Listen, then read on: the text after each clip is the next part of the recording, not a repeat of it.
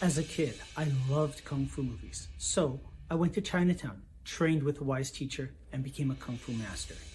Sounds simple, right? Not really. My journey, like the study of Kung Fu, was as arduous as it was rewarding, filled with as many secrets as revelations and as much heartache as triumph. It's a defining moment in my life, and while I began studying Kung Fu to learn how to fight, what I discovered was a way to live. Martial arts never came easy to me. I was far from talented, and even farther from being the chosen one. It was only through years of tenacious perseverance that I was able to make steady progress. And so, I was surprised when my master told me that I should teach Kung Fu and share the art outside of Chinatown. I did just that and taught Kung Fu to my own students for 20 years. I always wanted to do more to share the art of Kung Fu with others, but was limited by only being able to teach those within my immediate area. What about the rest of the world? Then one day, I had one of the deepest insights about Kung Fu. I realized that the punches, kicks, throws, and myriad of martial maneuvers are merely the delivery system for the true essence of Kung Fu, the philosophy and way of life. Having worked for years as a professional artist and storyteller in film, animation, video games, and comic books, I realized that I could draw upon this unique skill set to share my passion for Kung Fu with the greater world. And so I created Shadow Ghost, a Kung Fu comic by a Kung Fu master. The first issue is created entirely by myself, from story and art to colors and lettering. Every panel is filled with unprecedented accuracy in its depiction of Kung Fu by a comic book creator who knows from first-hand experience what it means to be a Kung Fu master. Shadow Ghost is a martial arts coming-of-age story about a young man whose search for the truth about a legendary hero leads him to study Kung Fu, and through a twist of fate becomes part of the legend himself. For the first time in comic book history, you can immerse yourself further in each issue with Kung Fu skills technology, powered by Tiger Crane Kung Fu.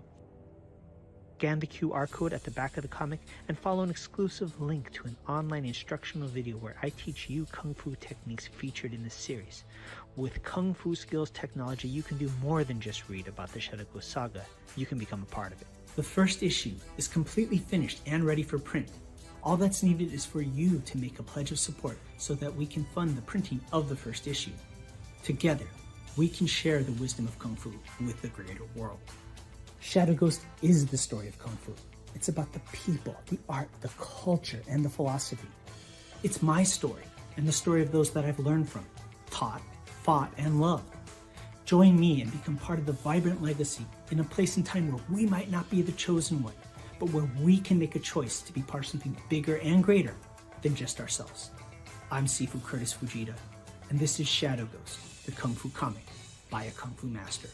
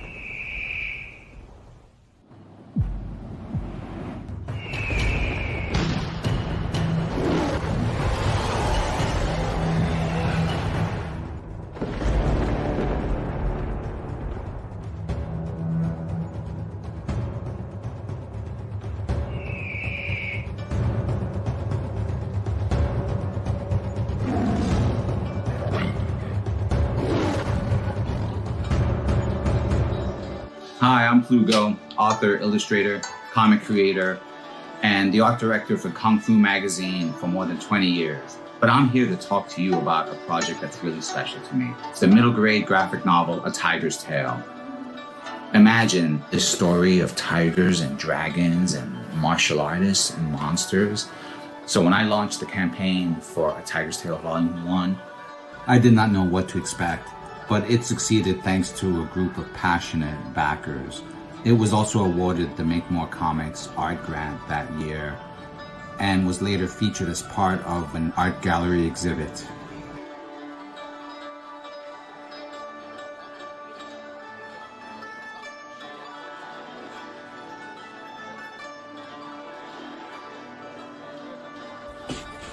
And that's why I'm coming to Kickstarter, to cover production fees, printing, copy editing, things like that.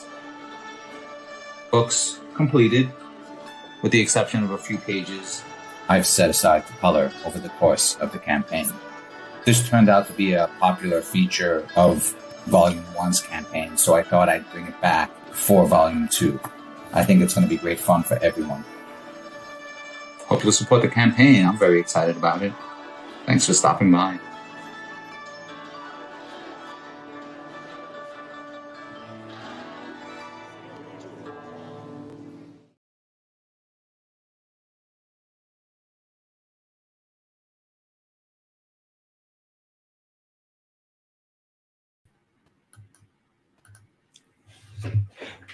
And we're back. Hello, everybody.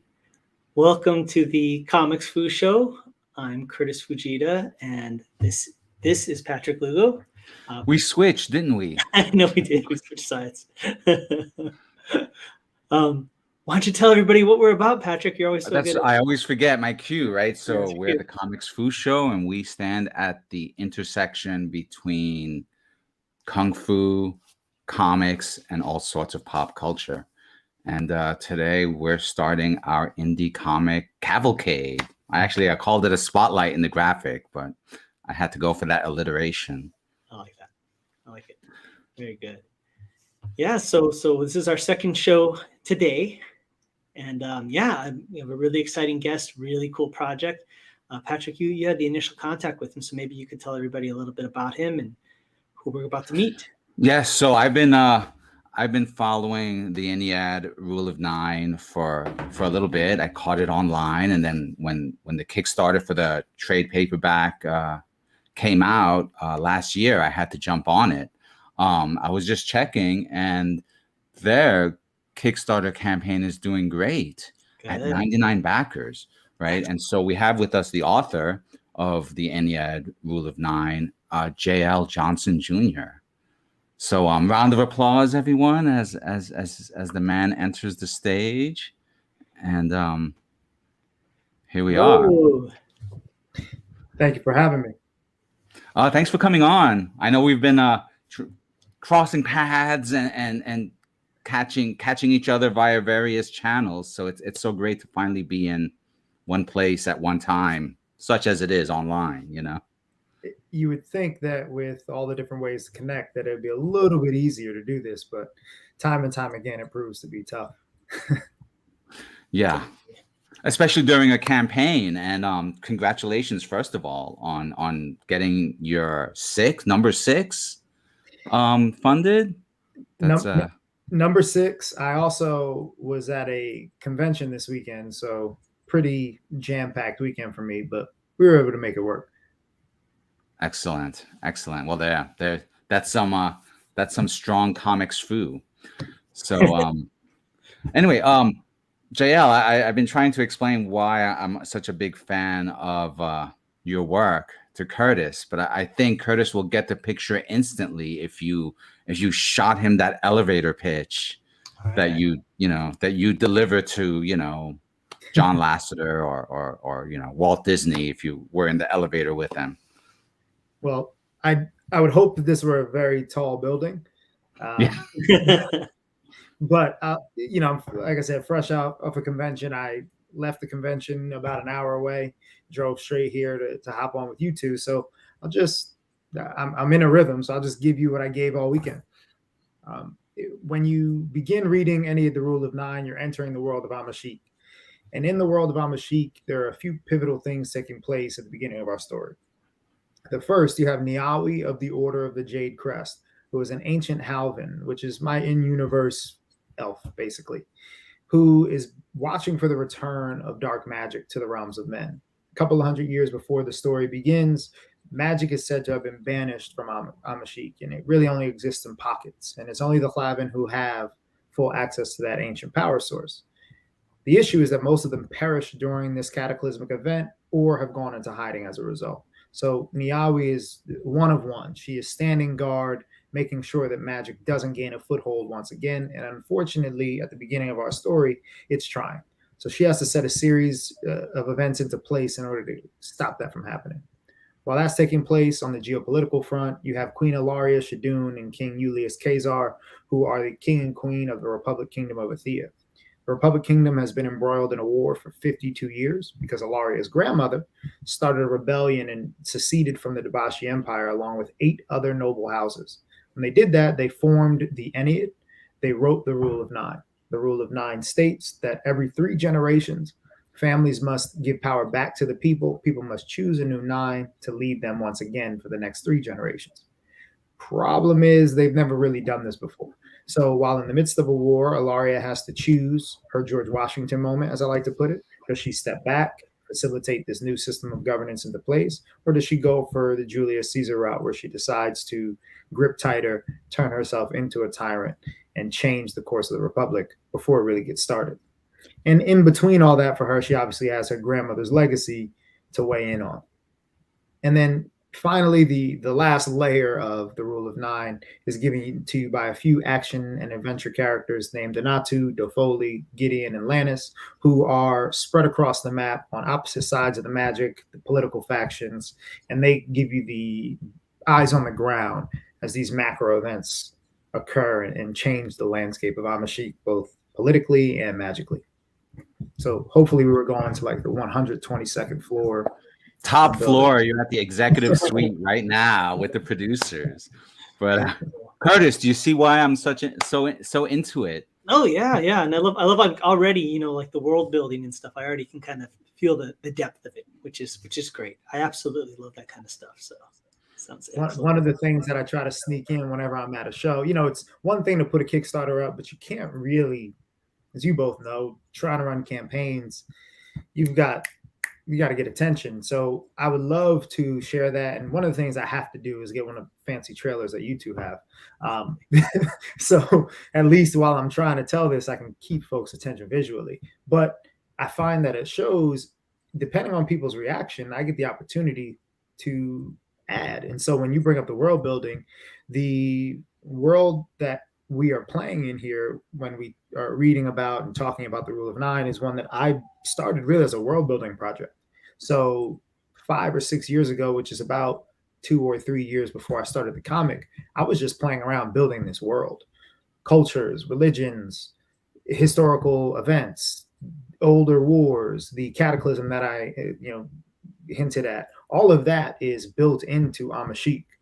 And it has been for some time. So when I'm telling a story, the way I like to put it, I could have told you a story pre-cataclysm. I could have told you a story 30 years from now, because these events all exist in a very large pile of digital world building notes. And I decided to choose this point because the political moment and the magical moment are kind of coming to a head here at this point in time in Ennead's history, or in Amashik's history rather. So I felt like this would be the best way to dive into this world for newcomers.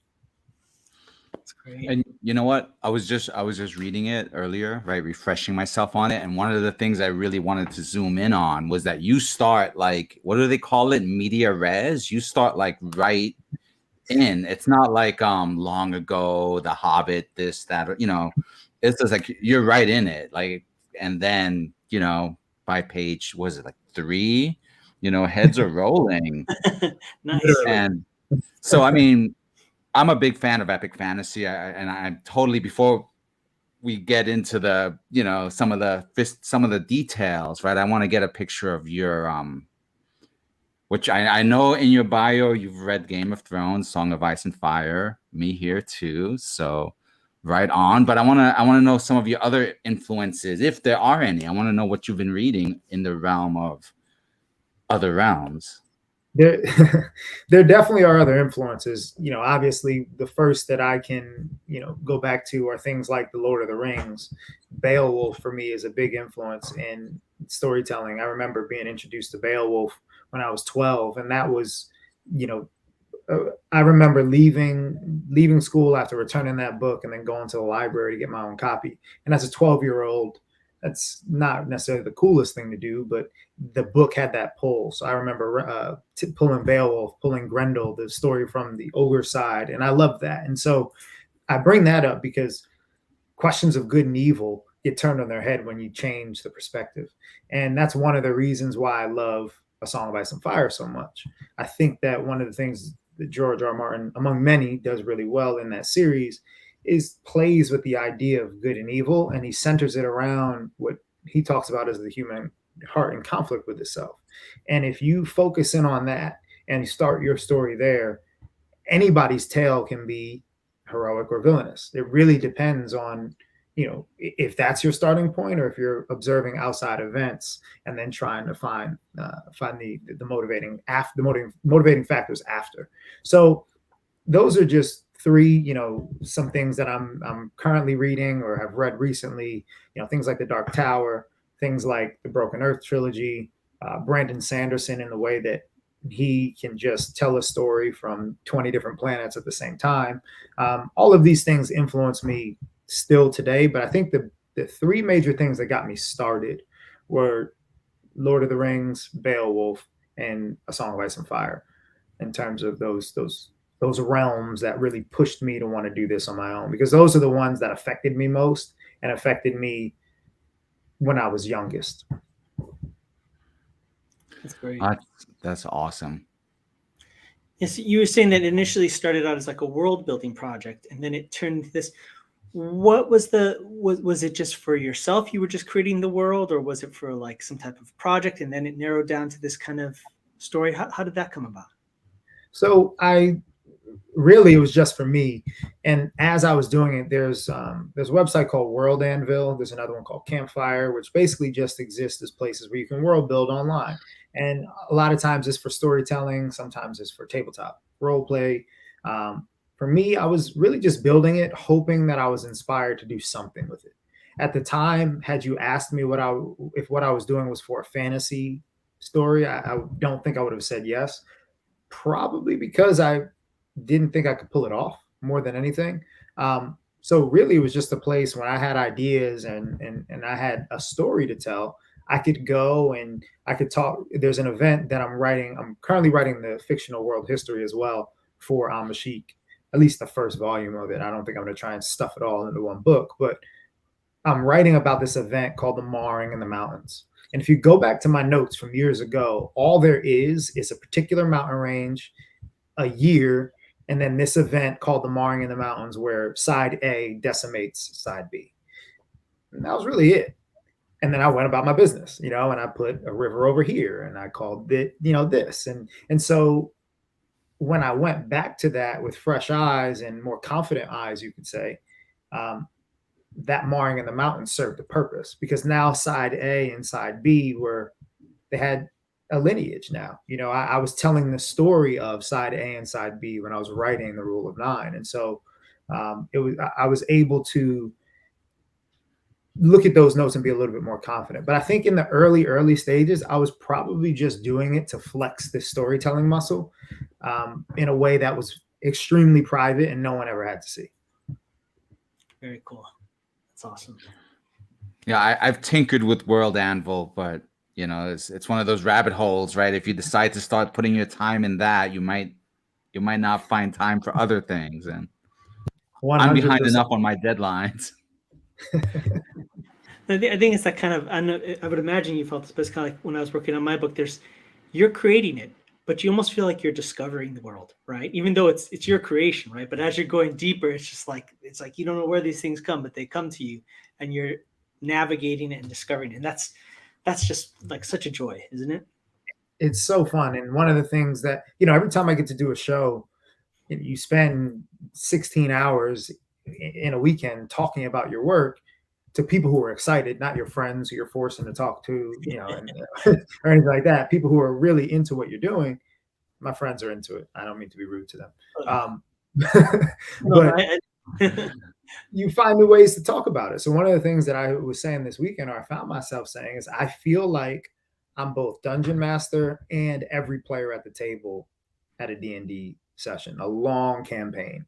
And so that I say that because, you know, as the DM, I'm the one designing, I'm the one telling you where you're going to go on this campaign. But as the player, I don't necessarily know how I'm going to react when you put X obstacle in front of me.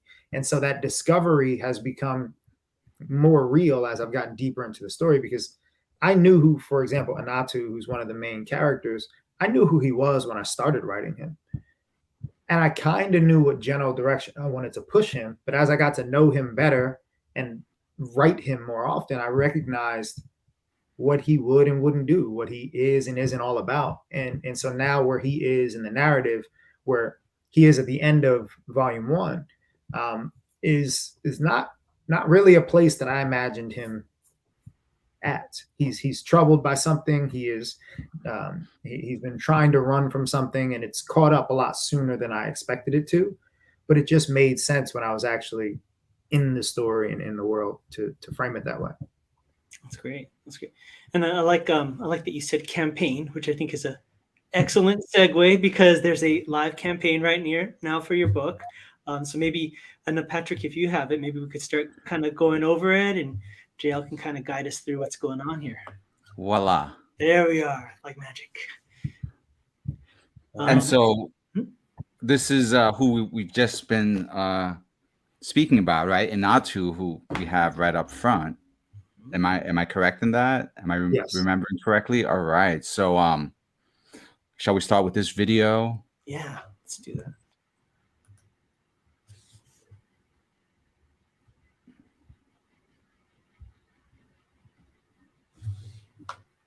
There's no fancy trailer, so don't worry if it doesn't load. Yeah, it's not going. It's not playing for some reason. I can give you what it says. I know what it says because I didn't give you this before. I talked in more broad strokes, but as you dive into the campaign, what you are looking at is a special edition of Volume 1. This is really a celebration of where Ennead has found itself over the last 2.5 years, thanks to 5 Kickstarters and somewhere just shy of 600 total backers across that time. We are now looking through Anatu's eyes and Anatu's eyes only. He's really become a bit of a fan favorite. So in order to celebrate that, I wanted to come out with this spot foil cover here. So pretty much everything that is on that cover that's metal will be in a nice, pretty spot foil for those who decide to back at the highest tier. I'm also bringing these little mini Eurosas along for the ride. So this is Anatu's weapon, which is something I know we'll get into. So I'll save a little bit of this. But I wanted to create 100 of these in honor of Kickstarter's Make 100 campaign. I also grabbed 100 of these collectors that tell the story of Anatu's journey in Volume 1, and also just show off what he can do when pushed. And so with that, you'll get a few other exclusives, some special stickers, special cards. I'm throwing in extra variants, and it looks like we're pretty close to another stretch goal. So there'll be another print added here, hopefully very soon. So the idea is to stuff that collector's box with all of the things that have really stood out, all the moments that have stood out in Anatu's journey thus far, and our journey. I say our, referring to myself, my team, and the backers who have made this whole thing possible. Looks great. And I love that box. I love that going that little bit of an extra mile, just to make it that much more satisfying. That's excellent. Great box. It's really something. I mean, I've done package design. Curtis, have you done package design? Not too much. No, I don't believe so. No. I've done a few things, right? Boxes and clamshells and the like. So, the fact that you made the decision to go with the box, love it, and then the fact that you're seeking to fill it, I mean, that's brilliant, and clearly, like, we're not alone in thinking that, right? You've got the 99, a nice solid number, but let's hope we can push this into 3 digits. Yeah. That's the hope, and one of the things about the box, I've seen, there are certain things that you see when you look across the indie comics landscape, and I've seen so many people with these collector's boxes, and I've always wanted to do one. It was one of those long-term goals that I ended up preparing for this campaign and recognizing, well, wait a minute, I think I have enough. I think I can do one. And so the fact that so many of my repeat backers were excited enough about what I'd created thus far and put out in the world that they were willing to back at that tier was just a really great feeling, because a big part of this is you being extremely vulnerable, putting your stories out here with no real big budget support behind you. And when you find your tribe, it really is, it's a great feeling. It's just like when you talk to someone at a show and you can see their eyes light up, and less about you having that sale or you're going to be able to close. You found a fan. You found someone who's excited about your world, and that to me is way more sustainable than trying to fight for a particular number of sales or a particular number of backers. While those things are all great and they make it possible, I want people who are going to want to go on this journey with me, because I don't plan on stopping in the near future. That's great. Oh yeah, and your world goes deep. I mean, you have a Substack devoted to it, as well as your online presence. Yeah. So I was wondering if you wanted to go a little bit into that, or if you would rather go into some more details with the campaign. I'd love to talk about the Substack. The Substack is one of the things that I'm most excited about. I knew what Substack was when I started this journey. I wasn't really paying it much attention. And then some of the big names in comics, the Snyders, the Tinians were signing deals with Substack, and that caught my eye. So when I took a look at what you were able to do with a Substack, the way I like to explain it is basically an old school blog combined with a MailChimp account. And basically now I don't have to wait for you to happen upon my blog. When I have something that I want to share with my audience, I can send it directly to their inbox. They can read it right there. They can come online. They can read it in the app. So it's a really, I think, user-friendly application. But what I'm doing with Substack is a few things. One, I just mentioned, newsletter. I'm staying in touch. As you both know, you have to stay in touch with your audience in order to do what we're doing here.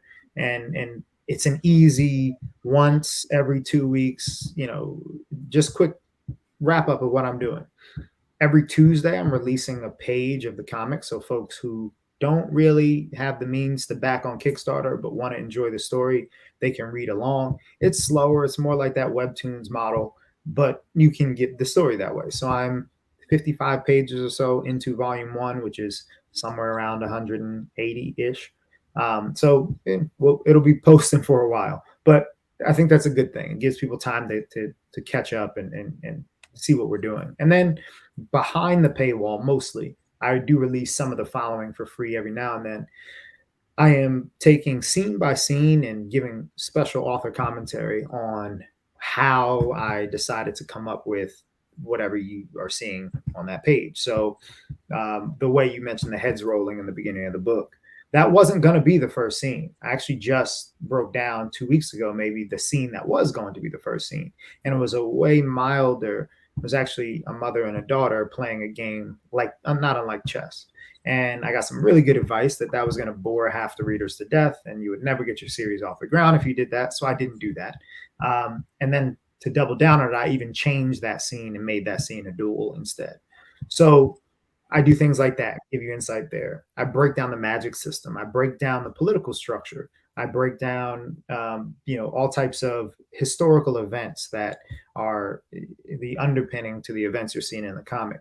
Every now and then I put on my bard cap and I embody a character named Jolyn Lovett, who exists in Amashik, and I give you his perspective on what's going on.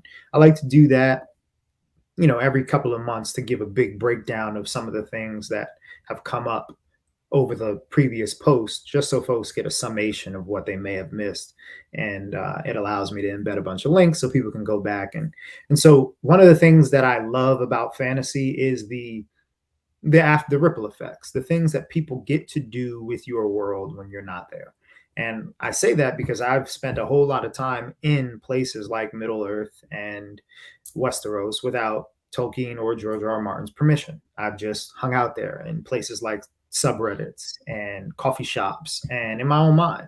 And so I always wanted Amashik to have that. And the Substack allows me to put more out there so folks can inhabit the place when I'm not around.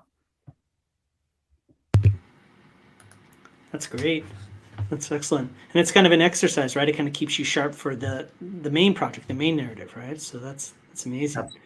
Which reminds me, love I actually forgot one thing that I'm doing there, and that is writing prose chapters. So one of the things that I eventually want to do is make this span multimedia. So I have been filling in the blanks. So when you, for example, the scene that is in front of us, Anatu gets in a little bit of a scuffle, but eventually we move off Anatu in issue 2 here, and we go to someone else. Well, on the Substack, and I haven't gotten to this chapter yet, but on the Substack, what I would do is I would fill in the blank with about 1,500 to 2,500 words of prose to let you know what Anatu is up to in the interim. And it lets me practice a little bit. It gives my editor that I work with an opportunity to understand my prose writing style versus my comic scripting style. And it gives my audience an opportunity to get used to the same. So that is another thing that I do on my Substack as well. Oh, that's great. I was just playing Skyrim the other night, and it's like, if you ever played that game, my gosh, there's like books everywhere in that game.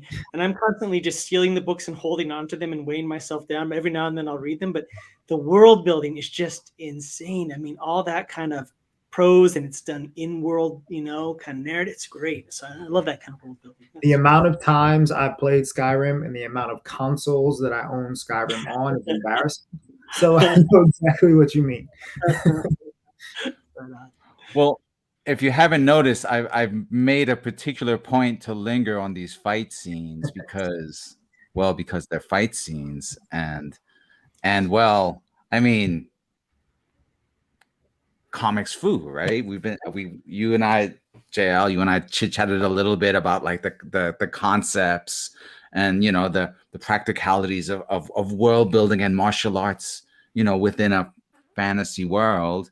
And then we have Curtis here who's doing both, right? Martial arts in a fictional world and in ours. Yeah. So Curtis, is there a specific name for this move that we're seeing? I think the proper term is hitting somebody in the head with the back of the weapon, but I could be wrong. It's about as technical as I get.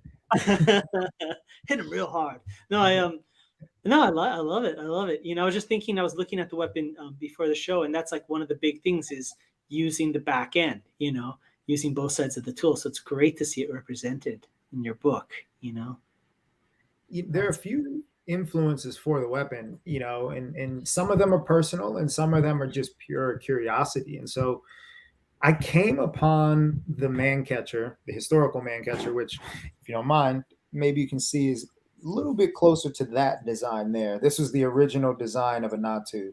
And so that is, if you Google man catcher, that's the weapon you're going to see. And shout out to Dario, who is an Italian artist that I worked with in the early developmental stages, who designed this version. And then Luke Horsman gnarlied it up a bit more. But the idea was I didn't want to tell a story where my character was holding a sword. And I love epic fantasy and I love swords, but so much of epic fantasy is about swords as MacGuffins, swords as, family heirlooms or magical things. And I just didn't want to do that. Not because I'm knocking it, but I think it would have made the Rule of Nine less its own story and more a derivative of something else had I done that. So I was just looking for unique weapons. And the man catcher popped up. And I've always, as a kid, I loved Donatello. He was my favorite Ninja Turtle. And so the bow staff there and that was always something that I was intrigued by. And so, same thing with, pole arms and whatnot always intrigued me in games like Skyrim and just in historical study. So I wanted to tell a story where that was the central focus, where that was the weapon that became synonymous with my story. And so that's kind of the big picture, the historical and the non-personal reasons why I chose that weapon. But then the others, I played a little bit of lacrosse when I was in high school. I started late, so I wasn't very good, but I had fun. And as an athlete, I was able to do some things that had I not been as athletic, I certainly would have been able to do. But one of the things that used to drive me nuts is my best friend was a really good defensive lacrosse player. So he walked around with that 6-foot stick. And anytime I thought I was doing something, he could just do whatever he wanted and really just de-stick me all the time. And he used to drive me nuts. He was the person who taught me lacrosse. And so I just remember, no matter how hard I tried, no matter what I did, he could move it with such grace as someone who played for so long that, again, that kind of influenced this man catcher as well. And then in recent years, I've actually started training. I manage a CrossFit gym as my full-time job. And as I play on the fringes of fitness to be ready for my community, to lead them, through this, using this methodology, I started practicing with the mace bell. And it was almost like that was the perfect storm. Right before the world paused in 2020, I had ordered my first mace bell. So while writing Anatu's character and imagining those moments in the empty lacrosse field where I'm getting just demolished by someone with this longer tool, someone who could keep me at distance, and then the mace bell training, I was like, this has to be the weapon. And so while I don't have any technical or formal training with the mace bell, the movements that you do, the movements that you use do have their historical and ancient fighting cousins, you can say. And so it was just a nice coming together, a nice streamlining for me, where I can remember sitting in my living room or in my backyard, imagining Anatu's fight scenes with either a PVC pipe where I'm mimicking the lacrosse movements, or while I'm using the mace bell. And so that's where that weapon comes from. That's where the fight scenes were actually choreographed, if I dare call it that, because I did choreograph those scenes with that PVC pipe, something that I wanted to be true to. So while it may not line up with any real technique in our world, certainly in the world of Amashik, I imagine that every Rakita, which is Anatu's title, from the Kavanian Navy, who earns a Yorosa, uses it like my buddy used to use that lacrosse stick. That's how I imagine it. So if there's ever a time where there's a live action adaptation or there's something like that, I might be calling a martial arts expert, or I might just be calling a professional lacrosse player. Who knows? Well, that's excellent. And that's what I love about independent comic books, is this is uniquely you, right? It's a fantasy world, but it's an amalgamation of your experience. Had this been something mainstream, who knows if that weapon would have been the choice. It could have been, well, I think a sword, we've done surveys and swords are more popular, or this, so forth, more marketable, so forth and so on. And it wouldn't have that defining nature that's you. I think that's the common thing that we see through all of our independent comic book creators, is it's personal, in the best way possible, so that's great. Good. Hats off to you. Very cool. Yeah. When I was young, I ended up ordering a copy when I moved to the West Coast, but I used to have the illustrated encyclopedia of weapons, because that's where I discovered the man catcher for the first time. And I did try and roll up a D&D character who used that as a specialty weapon. And you can't find the +1 man catcher anywhere. I imagine that's pretty tough.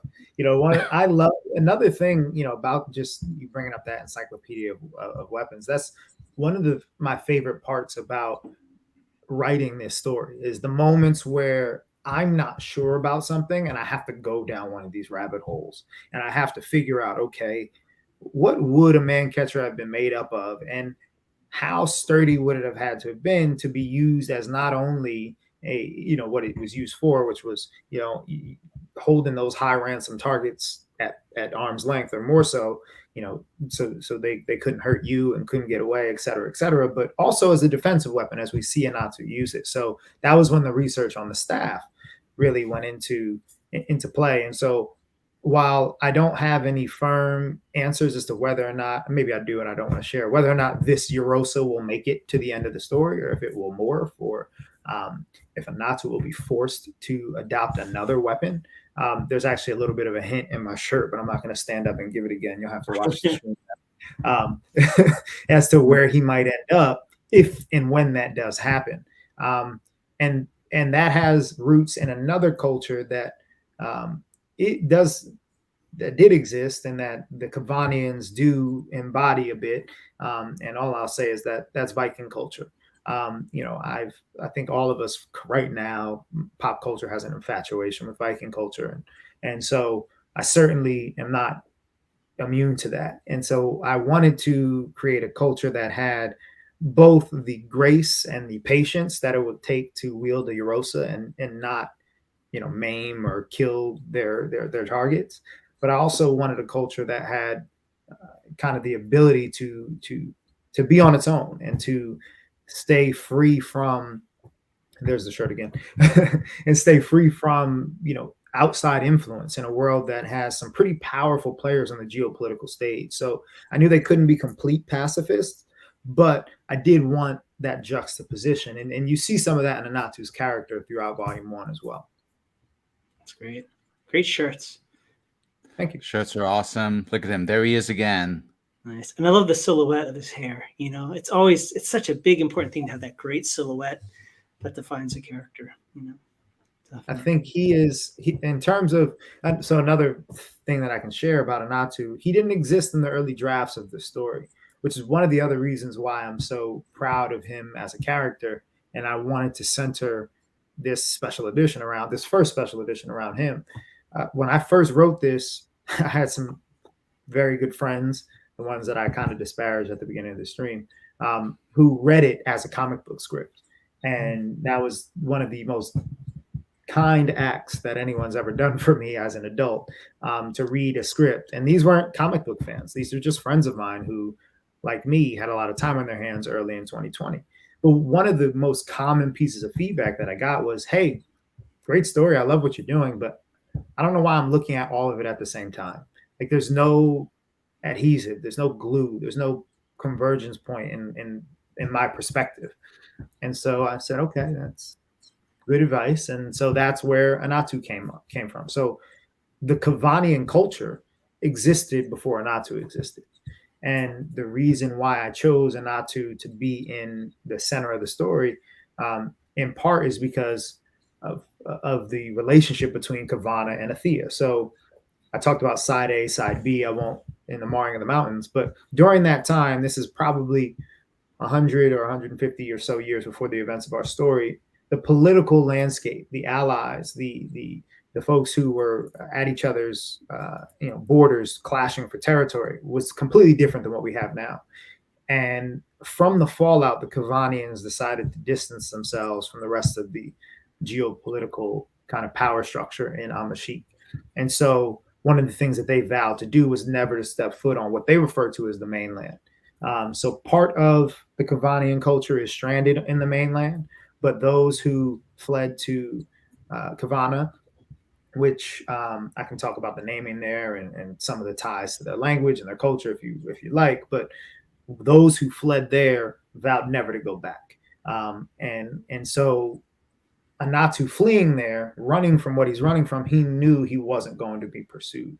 And so it was kind of this perfect way for me to pluck what was one of my favorite cultures, but didn't really have an upfront role to play in the Rule of Nine, and give them a role to play. And so by doing that, talk about discovering as you write, I discovered a role for Dofoli, who we meet in book 6, who is another Kavanian, and we meet her with her crew, with her band of Raukitas as they go on a mission. And so I get to do a lot of things because of how embedded these characters were in this already existing world.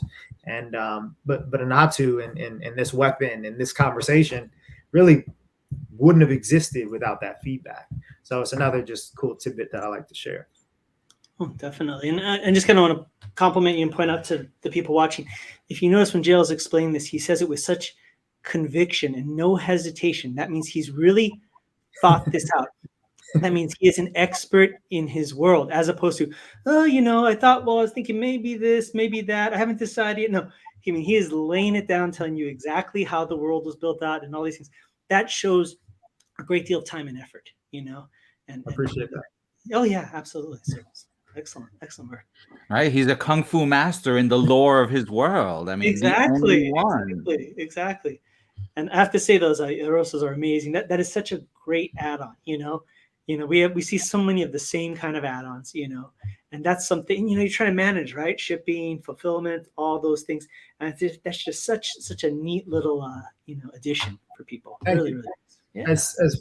As Kickstarter creators, we're walk a fine line, because while we want, and I don't know how far this we expands, but there is there's a number of us who want to do as well as we can without putting too much of a burden or asking too much of our backers, right? I genuinely try not to do gimmicky things. I try to create things that I think tie to the world, tie to your experience as a reader, and tie to your future enjoyment of the Rule of Nine. And so I struggle sometimes, even t-shirts. For a long time, I didn't offer t-shirts because in my mind, I'm like, yeah, but if this is your first time in this world, do you really want a t-shirt? But then by the time I got to Kickstarter 4, 5, and 6, I'm like, okay, maybe now's the time to introduce the t-shirt, because I didn't want someone to have to pay extra shipping for a shirt they didn't really want. And so the Eurosa really is just an early tease at how I plan on bridging that gap in the future, because this thing, they're the size of, I have a bunch of pens and pencils right here.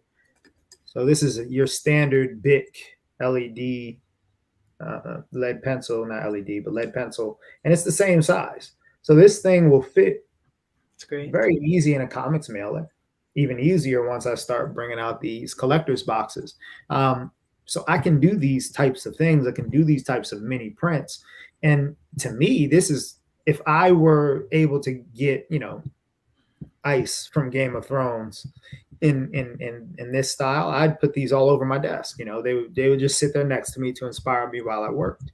And so I think that I found a sweet spot that not many people are utilizing right now in the indie comic space, but it's all over Kickstarter with the 3D minis and the printables and things like that. So I'm going to explore this route for the rest of the year for that reason. And the hope is that as I do more and more of it, my readers will become more accustomed and get a little bit more excited about them.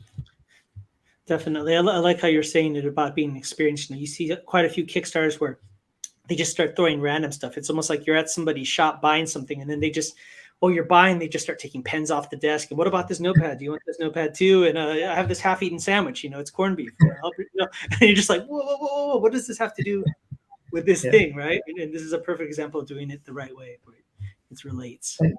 And it's tough because I do want to, because some people really do like those things. I love pins. I put pins on my jacket. I put pins on my book bag. But I've never created a pin series. I think that a pin series would do well on Kickstarter, but in the same way that it took me a while to figure out how to embrace the 3D minis, I don't know how to really bring that into the experience of the world yet. I'll figure it out. And when I do, I'll introduce pins, because I think they also ship really well. They don't hike up the shipping costs. They're easy for backers, but I haven't quite figured out how to make it experiential. And so I'm trying to, trying to wait until I do. But when I do, they'll be there. I mean, that's what's so awesome. Like, because you've built trust, right? You're building trust with your backers, and I mean that's something that can't be overstated, right? The value of that, because that gives you that like option to experiment. I was telling Curtis, like my big experiment for this campaign are ninja stars, and what they're stamped. So they're let me get a better one with a better stamp. Look at that, right? And they're safe. I was gonna say, how'd you manage that? There you go. Well, I love about both of things that you're touching it and you're feeling it, right? Both weapons you're actually touching. That's a whole different experience than just the paper. So that's great. And for a nod to, and I pair them with this special edition. I'm the artist who sculpted this is actually a reader of the Rule of Nine, which is another layer of just awesome. That someone who found my book on Kickstarter, who I have never yet to meet in person, will meet one day. Shout out to Orly. We'll run into each other at some convention or some premiere of some kind of something one day. But she was so touched by the work that she started doing this on her own. And when she would randomly send me like little screen grabs, like, oh yeah, I got a new project. And it took me a while to figure out what she was doing. And it wasn't until she showed the unique kind of butt end there, the head would have given it away. When she showed me that, I was like, wait a minute, what do you like? can I see more? And then when she showed me the whole thing, I was like, I got to pay you for that. I'm going to commission you for that. And I want to use it. And so we did that. And it's really cool that in this moment where I'm celebrating where Ennead has gotten in the last few years, right at the heart of it is one of my backers. And so I'm genuinely excited about the ability to make this a shared experience. And this is just one of those ways that she and I won't ever forget. The folks who have it and have a really cool little desk toy, they might not know that. They might not read that part in the Kickstarter. They're just going to enjoy their Erosa. But she and I will always have that. And I think that's the type of relationship that any fan of any story loves to have with its creator. And so I'm excited to start doing those things as well. That's excellent.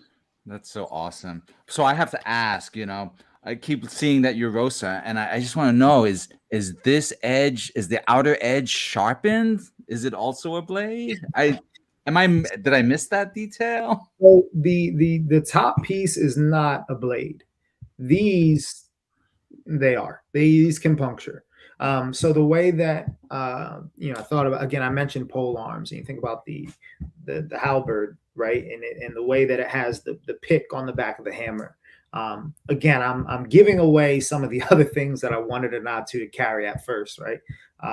Because they were easier to find, and they were also pretty cool and pretty gruesome. But I didn't want him to have a hammer or a blade on the other end of that pick. I wanted him to be able to disarm and be a hero without being completely brutal if he didn't need to.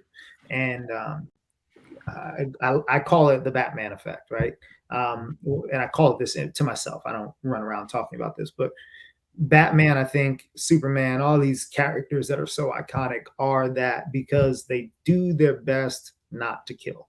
And I know that that's become unpopular as things have gotten grayer, and I understand that in this world, Ennead might have to, like in his past, take another life. But I didn't want him walking around with a weapon that made it impossible for him not to. And so those are there, if he needs to, slow someone down who's in plate armor, he can turn that head around and puncture the plate armor.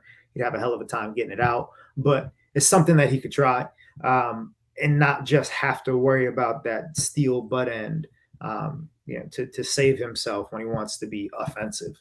Obviously, he has the mouth of the Erosa. One of the things that also, one day I'll get an action figure designer to figure out how to get this little piece to move, because this piece will clamp. So it pushes onto your neck, and then once your neck is in here, it clamps closed, and so you're now stuck. That happens early on in issue 1. So I wanted a weapon that would allow me some space and some creativity when I was writing. Again, like Batman. Batman can stop you 1,000 ways. He could also probably just beat you to death, but he never does.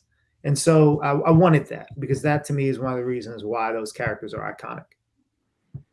Yeah, and that scene you just described, that's like within pages of the opening sequence too. So it's just like bang, bang, bang. You're in it, right? And your life's in peril the moment you open those pages, and that's an awesome way to read fantasy. If I could speak to that, because again, I said I got some really good advice there, but I knew that I wanted to introduce my characters in a way that felt true to them. And I actually went back and forth. I didn't want to share Ennead's name initially. Really wanted him to be like this man with no name type character. It is one of my regrets that I did share it, but it is what it is. But in that moment, some of the feedback that I got early on was, why is he doing this? He just gets off a boat. He's in this new place. Like, why is he so quick to act? And my answer is always the same. He has a very, very, very clear moral compass. He has a very, very clear sense of justice. He does not have an issue acting on that. He's been trained. He's hardwired to do that. So when he sees something taking place that he can very clearly make out to be outside the law, he acts. It's just, and it's part of the reason why he ups and then, spoiler alert for issue 1, leaves, because he's like, I'm here not to do that. And if I'm gonna be pulled into doing this so quickly, I can't stay in a major city. So he hits the road and he tries another way. and he wouldn't be the central character if he found peace in issue 2. So he doesn't find that either. But the point is that he's very clear on what he's running from, but he's also very clear on who he is, and he can't just stand down when an innocent man has a knife to his neck. And so that's why we get that scene. Awesome. Curtis, what do you think? Is this one?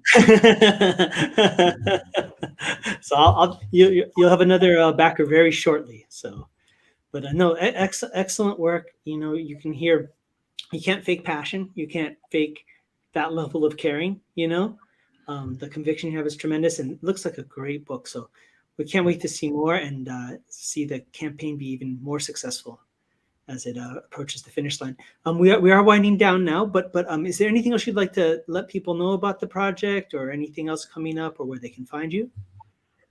Sure. So the easy part there is where I can be found. The hashtag or the tag underneath the screen, Ennead _ the rule of 9 is my Instagram handle. If you start typing Ennead _ in any search bar, except YouTube, I'm not super active on YouTube, I will pop up. And so that's real easy to find me online. My Substack, I think, is the place to go if you want the meatiest bit that I have to offer online. It's where I do the bulk of the long-winded stuff outside of the comic. And it's also where I plan on investing the most time in the upcoming year. I'm on Twitter and Instagram as well, also Facebook. But if you want to really get what the world is about, I think Substack is the place to go. And so that would be Ennead the rule of 9.substack. But again, start typing in Ennead into that search bar, and that'll all pop up. In terms of sharing things about the world, or the story itself, you know, the campaign, again, I'm thrilled that this is now 6 for 6 on Kickstarter, and I wouldn't be here if I didn't have that support. My backers know that I'm extremely grateful for them. But the world itself, I've spent so much time in it, and I have developed so much of this story that I really have, over the last few years, seen how far it stretches. And so over the course of this year, I've got some really ambitious goals. The first is to complete Volume 2. Volume 2 is already halfway done. Based on the way this Kickstarter turned out, the first 3 books in Volume 2 will likely hit Kickstarter sometime in May or June. Later in the year, I'm going to come out with either my world book that I teased or the first book in what I hope to be a novel trilogy.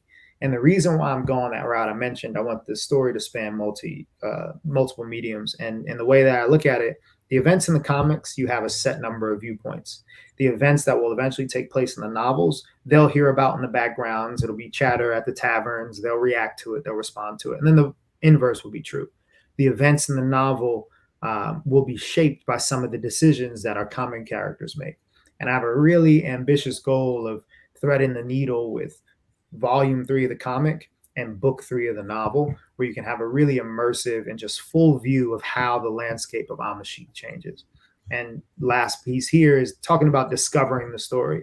I had an aha moment the other day where I realized how one of my characters will close their journey in the comic arc.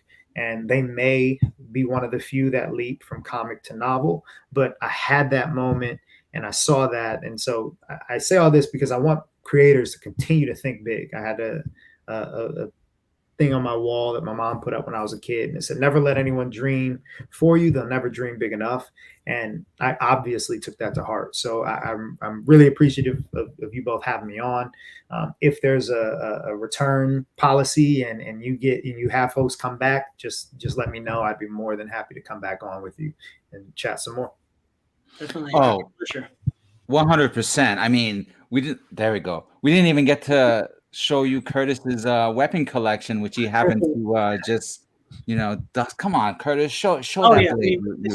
This is just the dining room table in the Fujita household, We have a dragon knife here. Why not? The kids love it. So that's here. But for next time.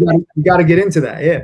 Yeah. I know we gotta, and then when it's time for a certain origin story, and we get to see the young character taking his licks, learning how to really wield that weapon.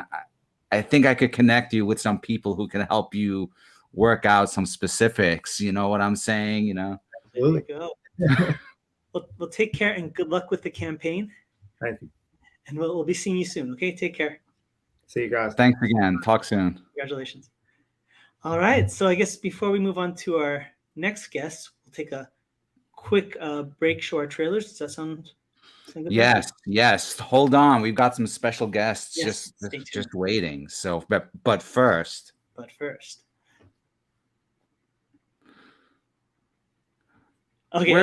So that was my cue. In 3, 2. As a kid, I loved Kung Fu movies. So I went to Chinatown, trained with a wise teacher, and became a Kung Fu master. Sounds simple, right? Not really. My journey, like the study of Kung Fu, was as arduous as it was rewarding, filled with as many secrets as revelations and as much heartache as triumph.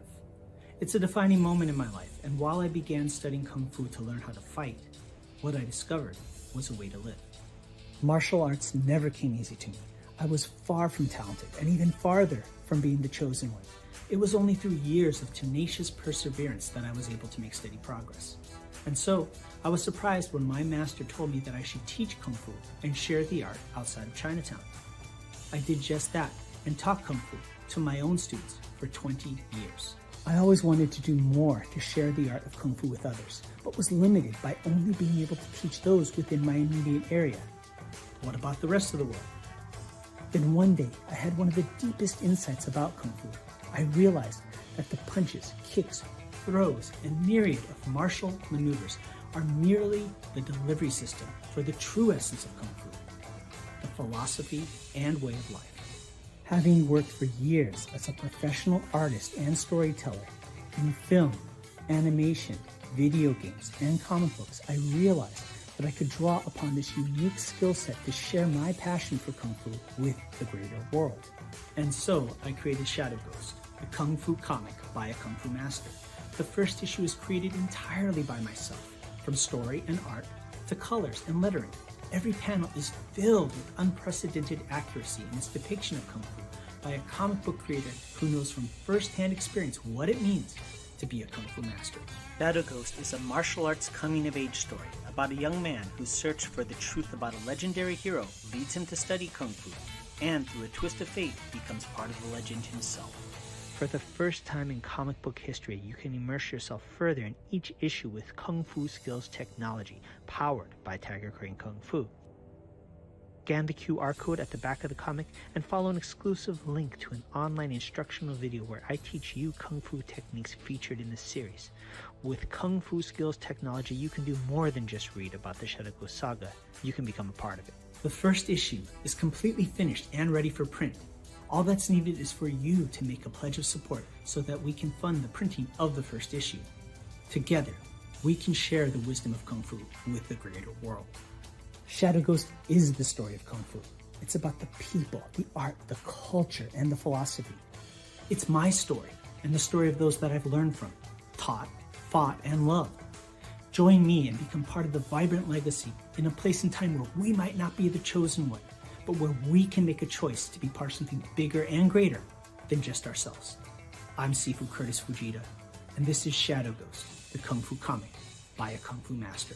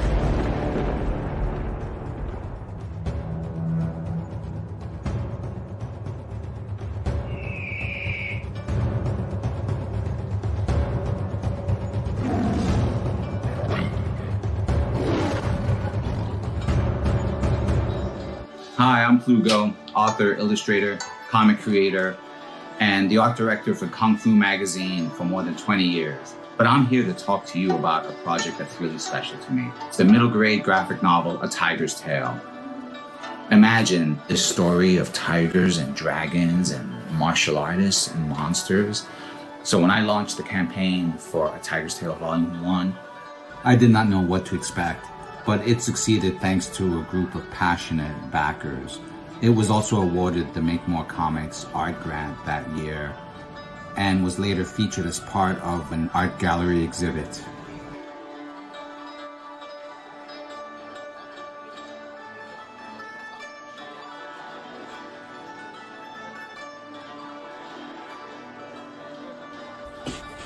And that's why I'm coming to Kickstarter, to cover production fees, printing, copy editing, things like that. Books completed, with the exception of a few pages I've set aside for color over the course of the campaign. This turned out to be a popular feature of Volume 1's campaign, so I thought I'd bring it back for Volume 2. I think it's going to be great fun for everyone. Hope you'll support the campaign. I'm very excited about it. Thanks for stopping by.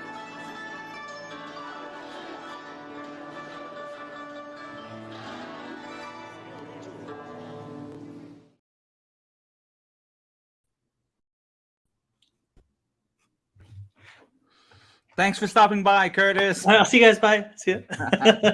So, for those who are joining us at the top of the hour, we're the Comics Fu Show, where we stand at the crossroads of comics, kung fu, and all sorts of popular culture.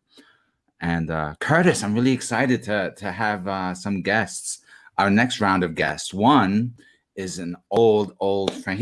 He's what I call an old school internet buddy. We met at the dawn of the internet age, and we've kept in touch since.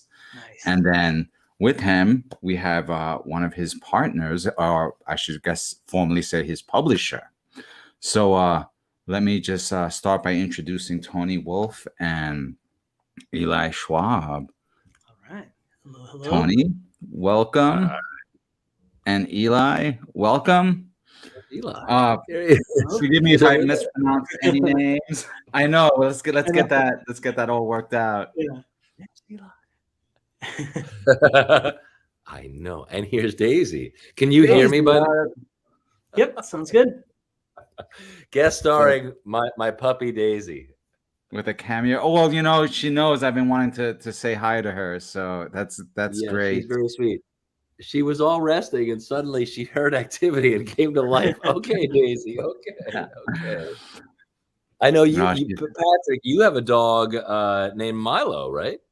Yes, Epic Milo. He's over there. I've had to barricade my room because otherwise he'll be here. Because otherwise this would happen. Except more loudly. Okay.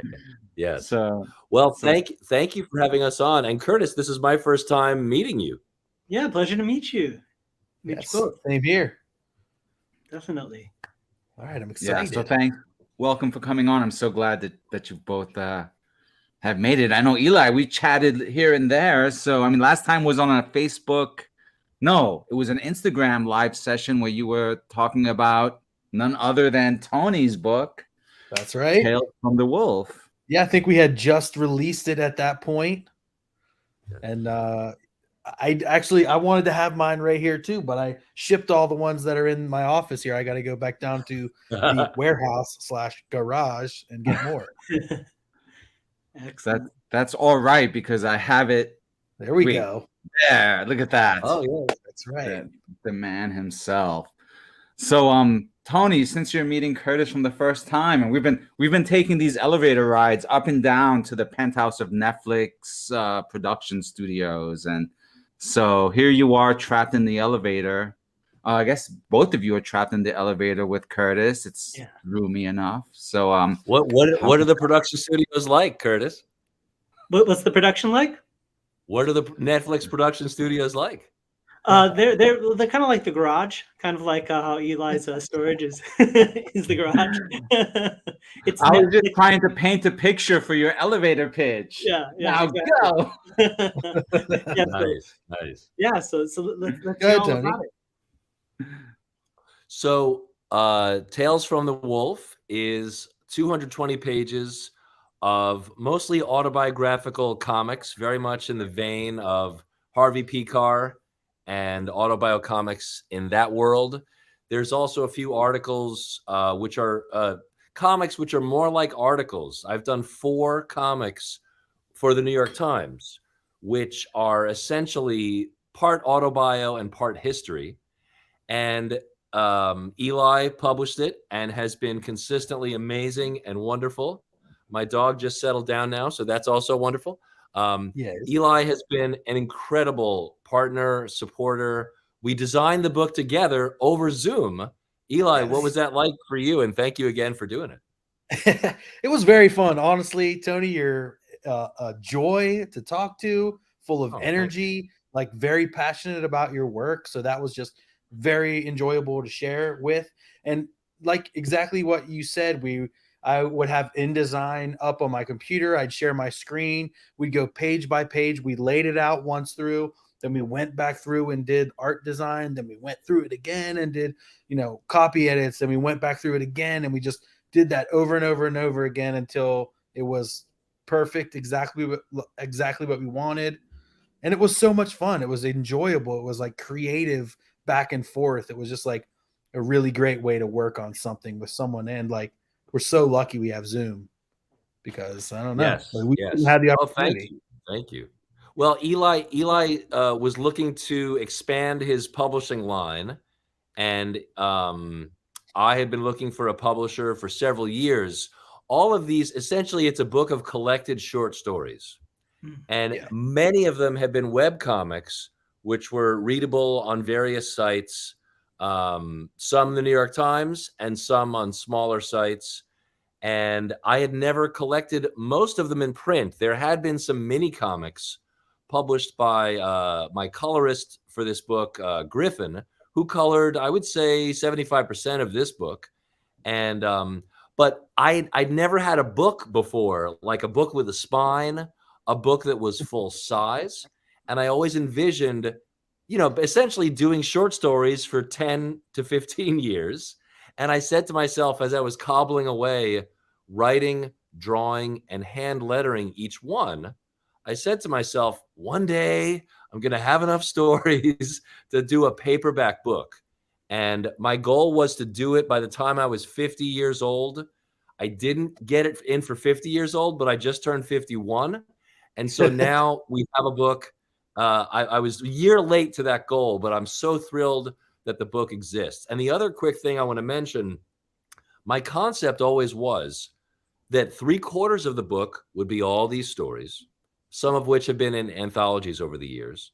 But the final quarter of the book would be like a back matter, almost like a miniature art book snuck into the back. So for your $20, you get not only many, many comics, including 4 comics that appeared in the New York Times, but you also get a little miniature art book full of one-off illustrations and art for various projects. I did a drawing for the Neil Gaiman documentary. 2 friends of mine, who Patrick also knows, I think, through the website that we all met through years ago, and we should talk about that. These documentary filmmakers followed Neil Gaiman around on one of his world tours, and they became very close with him. The documentary is called Dream Dangerously, from about 5 years ago. I did a drawing for that. That goes in the back matter, like one-off illustrations or covers I did for friends' indie books. So that's a summary. And I felt like the obvious title was Tales from the Wolf, since my real last name is Tony Wolf. And then I thought, if I'm calling it Tales from the Wolf, then the cover has to be a Tales from the Crypt EC Comics homage, where I could have little bits of each story glimpsed, essentially. That's great. Well, I already see Greedo, the McRib, and the Death of Robin in one book. I mean, what's not to love? I mean, has that ever happened? Is that the crossover of all crossovers? There is definitely some of the feedback I'm getting is that there's a wide range of topics and stories covered. And it's funny, Eli, do you remember when we were working on the book? And Patrick, you may have been through this as well, and Curtis. When you work on your stories, right, all of you, because Eli makes his own comics as well, you sort of, if you've spent years looking at it, you're so familiar with it, you almost forget what it might look like for another person who's not familiar with the work to read. And I did an interview yesterday with a friend of ours with a podcast called The Comics Lounge, Ryan Balcom, and he was like, these stories go to so many different topics, and I'm so used to the book because we spent so many months with it. I was almost like unaware that it has many different topics. Eli, what you're like, did I cover enough topics? Do we have enough stories? I was like, we did. We definitely did. That's great. Well, I mean, they are about one topic, right? They are about Tony Wolf, and then everything else is a reflection of that. Mostly, although a couple of the stories are not. A couple of the New York Times pieces I did don't involve me. One of them is just a straight up history piece, like almost a documentary in comics form. And 2 short stories, I wrote 90% of this book, but 2 short stories were written by other writers. And they asked me to illustrate them. And I really like these people and I really like their work. So I was like thrilled. I said, yes, once in a while, I will illustrate a story for another writer if I really feel a simpatico and I'm excited about the material. And Patrick, you know that friend, it's Alex Hernandez wrote one of the stories. Yes, exactly. He and I have collaborated as well. And, you know, yes. he was the editor for the stories that he wrote, right? Yeah, I've illustrated a couple of stories, one of his chapter books for young readers. And then he was also one of the editors in the anthology I was a part of in 2021. So, which was just, there was 3 comics. The rest was, it was comics, prose, poetry, and the play all in one book. Yes. So, but no Guido. Did I say that right? I think I might have messed that up. Guido is the Italian version. Guido is the Italian Star Wars. Right? That's for the unreleased cut, right? Yeah, that was excised by George Lucas. Right, exactly. Sometime before Han Solo shot. So, by the way, we should tell people Patrick and I met online. We've never actually met in person, but we've been friends for, I want to say, 13 years, approximately, at least, right? I suspect we might have to add a decade to that, Tony. I mean, when was right? The internet invented? That's actually true. So we met through a website, a message board. Curtis, do you remember message boards? Oh yeah, BBS. I remember. This was a message board that was initially inspired by the comics writing of Grant Morrison. Oh, nice. And it was partly inspired by The Invisibles, which Grant Morrison wrote for DC Vertigo. And thus it was called Barbalith, because Barbalith is a mystical thingy within the and Eli, you know The Invisibles too, right? Of course. So this was a website called Barbalith. I want to say you're right, Patrick. We have to add a decade because the website was 1997, 98, right? Yes, I don't want to admit it either, Tony, but that's okay. That's okay. We've earned our years, man. We've earned our stripes. We've earned our whiskers for sure. So we were both on there, and as was Alex Hernandez and a bunch of other comics fans, and we became friends. And did you illustrate one of Alex's Jenny Everywhere stories back then, or no? We dabbled in a bunch of stuff, but I was much better at starting projects than finishing them back then. Okay. So the Jenny Everywhere never went anywhere, and there was a few other. It took a while before I could nail in, the ending projects. But okay, great. But yeah, I remember also. Patrick, you've then since gotten very good at completing projects because you've done quite a number of projects since then, stories and graphic novels. Yeah, so far so good. I'm just one. We're only as good as our latest victory or failure. Maybe, I don't know. I'll stop with the platitudes because I really want to focus on the fact that Tales of the Wolf is so, it does what comics does so well, because it's telling multiple stories, right? There's a unifying theme because they're coming from you. You're functioning as the crypt keeper for your own autobiography, and but still, your obsession with the McRib, your participation in the death of Robin, I don't know. I mean, maybe I think Curtis being the one who isn't as familiar with this work, and I've been catching your work since what, Dracula flew to Hindenburg into into Doom. I can't finish that sentence. Help me out here. So there are 3 short stories that I did not write, because that one that you just referenced was written by Dimitrios Fragiskatos, who owns 2 comic book stores in Brooklyn and Queens. And he envisioned a graphic novel that told about Frankenstein and Dracula. What if they were frenemies through the years? Like, they were friends, then they were fighting. And there's many, like, every decade we see them through they're basically almost immortal. So it's a story device that allows you to see them through many decades. And I drew a flashback sequence where they fight on top of the Hindenburg blimp in 1945, 44. And they are the reason the Hindenburg blimp crashed, which I thought was because they're fighting on it, and their fight becomes so explosive that it crashed. So I always liked that idea. I thought that was fun. So does that story make it into the collection? I have it here, but I haven't gotten fully into it. So yes, that story is in there. I wanted to include, basically the book is 85% stories that I wrote and illustrated. And the other stories, there's a smattering of other stories that other people wrote that I illustrated and lettered. And so that one's now out in color, because I remember it originally came out in black and white, if I remember correctly. Yes, quite a long time ago. Yes. Color was added a while later. So essentially, Curtis, you're probably wondering, what the heck is all this, right? So I started doing autobio-comics about my neighborhood in Brooklyn. And I've read autobio for decades. So I really tried hard to not do the same old autobio stuff, because I'd read so much great autobio. I thought, I have to try to bring something new to the table. Not that my life is revolutionarily fascinating, but try to give stories that I hadn't seen done before. So I did several autobio stories. Those started getting some press from some magazines in New York and some of the media in New York. And then I said to myself, okay, I've got Brooklyn stories, but I have to be like Madonna. I have to reinvent myself. I can't just do the same autobio thing. That's going to get boring for readers. So then I thought, I'm a huge comics fan. What if I did comics about being a comics fan? And then I said, well, I've never seen that done. I've never seen a comic, or very many. There have been a couple, I think.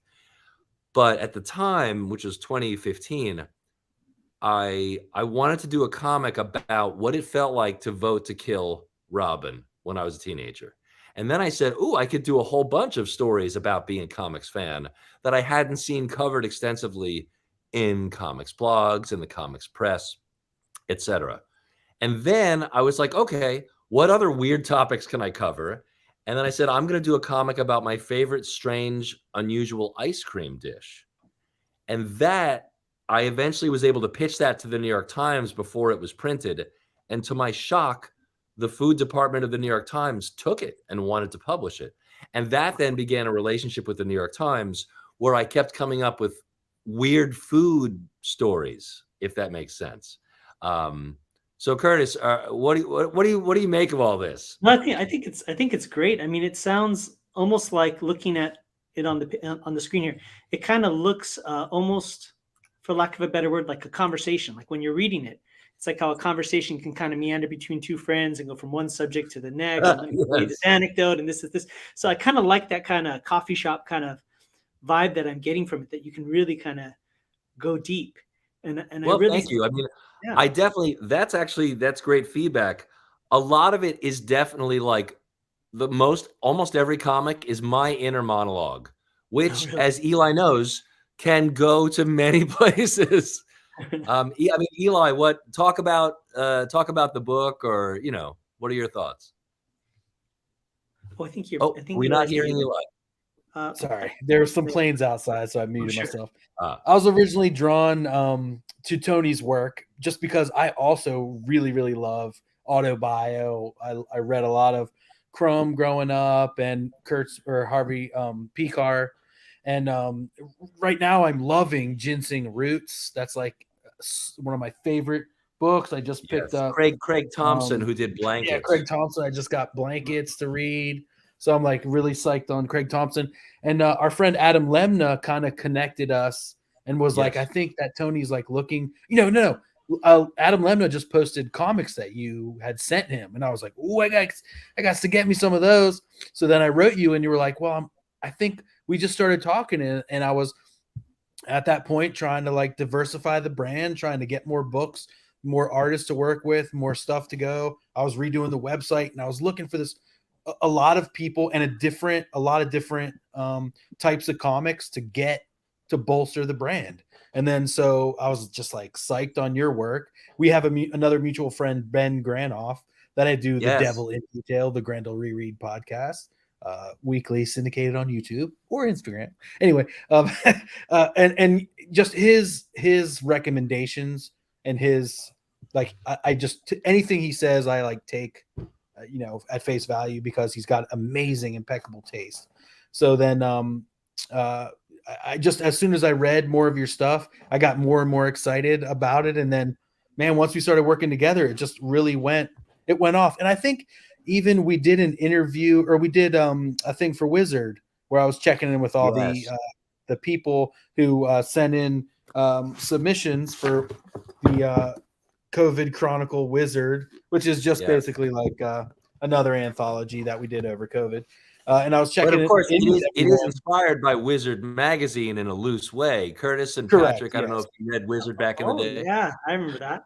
Actually, funny story. When I was working for Kung Fu magazine early in the day, I would pitch, what's his name, Garib Sheamus. I would pitch him articles about, like we were in negotiations, and it never bore fruit because he decided to shift gears and go into UFC. I don't know if you folks remember that. Wow. He put all of his Wizard funds towards founding another competitive UFC kind of league. Wow. I love this deep cuts. Yeah. Right.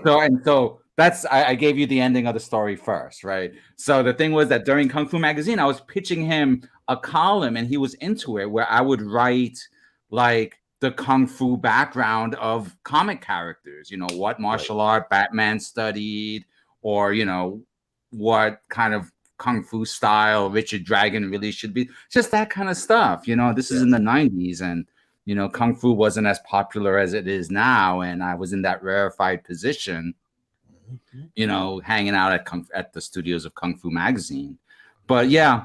So that's my connection with Wizard. We emailed back and forth a bunch, and then he kept asking me about UFC and how much he's into UFC and mixed martial arts. And I'm like, yeah, that's cool, but how about this article? Can I do this article? And that the only thing that came of it is this story, but it's mine and it's precious.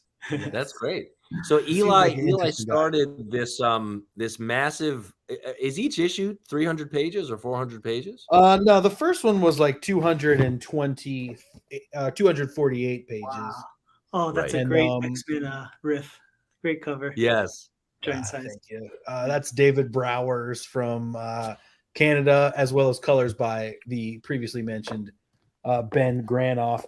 But the second one ended up being 420 pages. Oh my gosh. It just really took off. And because it was during COVID and I got so many submissions, I decided to take off the like editor hat and just take every single submission and publish every single submission, because just people needed it at the time. Everyone, I just wanted it to be a real communal thing while we're all trapped. The first one actually was set to release March 2020. And we all know what, March 2020 was the great shutdown of the world. So it was kind of crazy. I ended up shipping it out mostly during the very start of COVID there.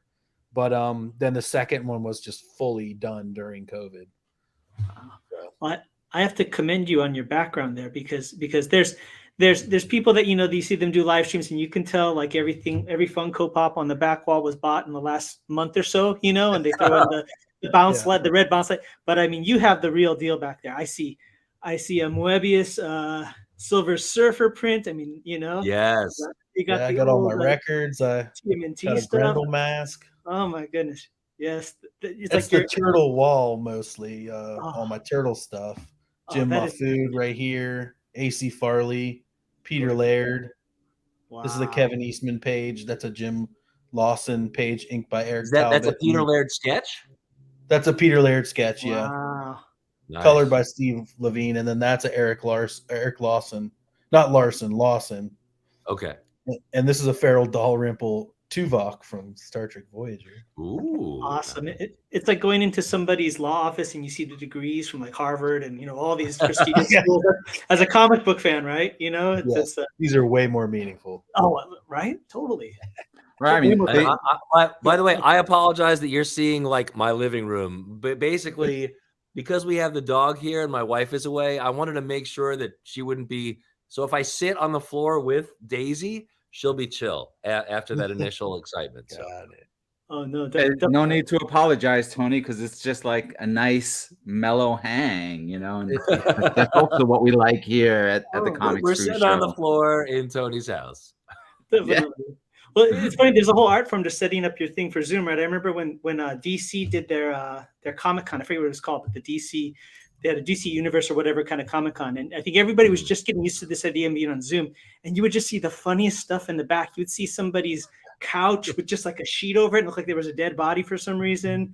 I saw somebody with a bookshelf with like a half-eating burrito on a plate, like maybe they were eating just before the stream, and so I think we've all learned, right, over time how to stage. Yeah, I do a lot of stuff on Zoom, so I really wanted my frame to be full of joy and comic love. So definitely. What do we have here? The Cosmic Lion comic book store here? Yeah. I mean, I was gonna say, like, we want to see your bona fides, right? And so we've got them behind you, but I thought I'd let folks have a glimpse that of what's going on. So this is the Cosmic Lion website. Mm-hmm. Yes, we newly launched recently. We've got a bunch of new stuff. The new hotness here, that's the Space Knights, Weird Myths, Tales from the Wolf. The Space Knights zine is also another amazing new addition here with the 3-page fold out from Kevin Anthony Catalan. Wow, look at that. This guy is an artist to watch. Wow. Absolutely, man. Wow. He's on his way up. And I mean, he could easily be doing Marvel and DC work. Frankly, I think all of his work is better than a lot of what goes on with Marvel and DC. I mean, this stuff is glorious. Wow, look at that. He has this amazing character studies at the beginning of this. Like, absolutely. He almost reminds me a little bit, I'm meaning this as a compliment. Patrick, do you know who Daniel Warren Johnston is? Yes. Is that the right name, Eli? Daniel Warren Johnston? Yeah, it is. He did Wonder Woman. He did Beta Ray Bill, do a Power Bomb. He did do that recent the Broken Earth with Wonder Woman, and he did something for Image that I discovered was how I discovered it, and I'm Murder Falcon. Forgetting I think it's which called one? Murder Falcon is one of his books. I think it was. I'm remembering it as like a kind of a post-apocalyptic sci-fi, but one of the main characters wasn't a warrior but an artist, and so it's like the whole. I can't remember what that one was. I'm totally. I remember. I've seen what you're talking about, but I can't remember what it is either. Yeah, it's one word name. It was good. I just loved the whole conceit of an artist, trying to cope with all of the crazy stuff, and I guess it spoke to me. Kevin Anthony Catalan is an amazing talent that Eli has just published, and you're going to be seeing that name a lot in the comics world. Yeah, you absolutely will be. His art is well, Daniel Warren Johnson is amazing as well, but Kevin. And by the way, amazing. They both have 3 names, so there's a commonality right there. That's right.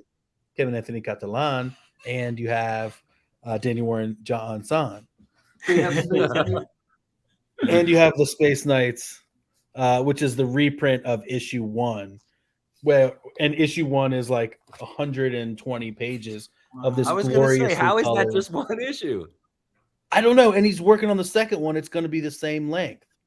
Wow. He does these amazing, like hand painted, like ads in the to put up the chapters. Wow. So good. Ballbuster, Bolt Blaster 4000. Looked like Ballbuster, but it's not.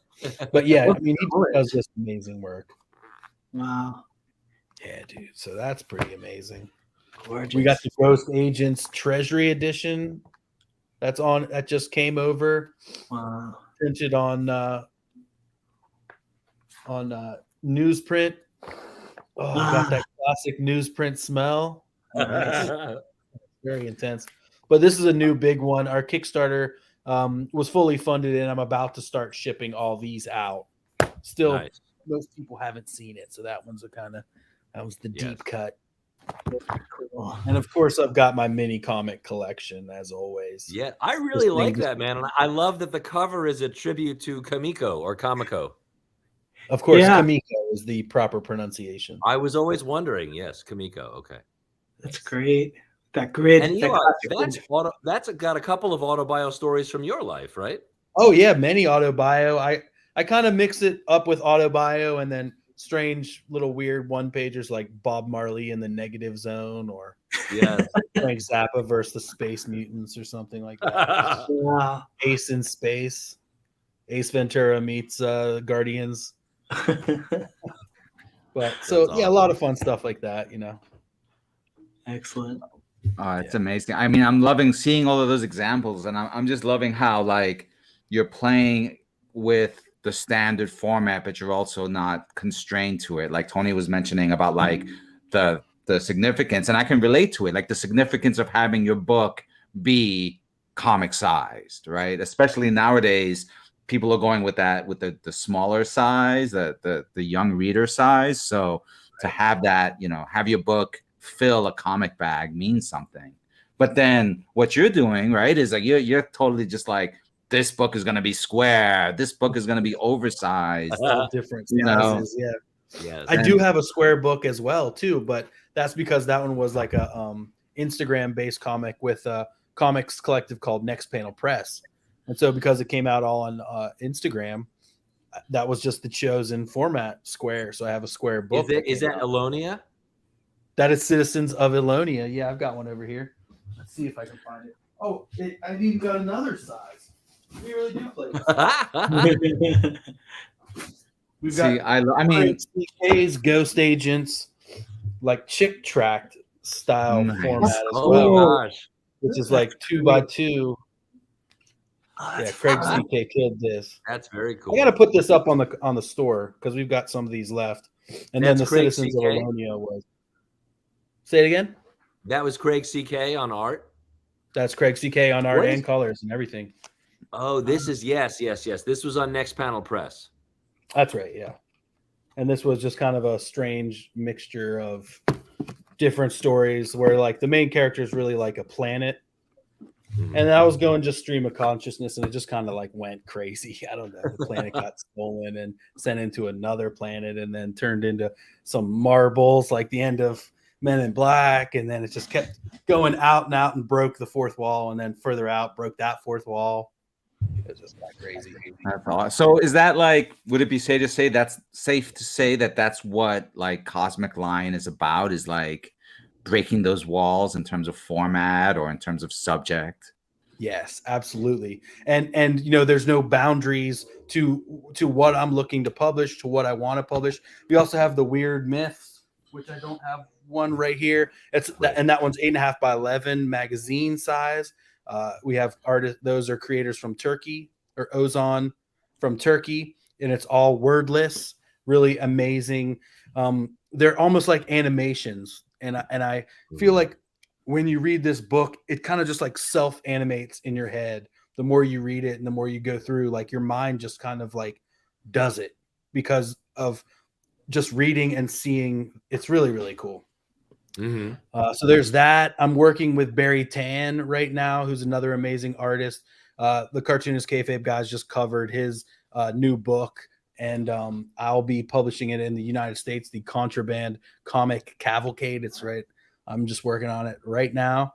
So it's really Is fun. that The guy's an like a amazing satire of Image Comics, kind of? It's a send up of Image. Yeah, it's kind of got like a couple stories like the ABCs of Image Comics, which is kind of like this history. It's got Splitting Image 30 years later, which is like a kind of a check back in with all the original Image creators with Barry's inimitable style. And some pinups as well, and just like amazing like Ninja Turtles stories. It's interesting. There's a story he did for the 1963 thing that we're working on as well. That was also reworked as a Ghost Agent story, so it's published in its original form in there, as well as like a 2-page Turtles comic, a 4-page. A 4-page. Yes, a 4-page comic with Street Angel versus Billy Kincaid, that original Spawn villain. So it's got a lot of really fun stuff. And Patrick, quick sidebar, by 1963, he means the Alan Moore written 1963 that he did with Image. Yeah, I almost found those in a flea market, and just as I was picking them up, the guy was like, I changed my mind. You can't have You didn't want to sell them? Yeah. So I was like, that was probably a mistake. They were in there in the first place. Curtis, of the. Oh yeah, definitely. Of which we speak, right? Yeah. Well, that's great. Very cool. Yeah, there's so many great comics out there, and I've got a list of 10 books that I'm looking to publish this coming year as well. Really? Wow. Yeah. Yes. That's awesome. And so by the way, I have to convey I love many things about Cosmic Lion, but one of my favorite things is their slogan. Can I say it, Eli, in my voiceover? Of course, voice? yes. Cosmic Lion, comics of every kind for every mind. Nice. I just love it. I originally, what's that?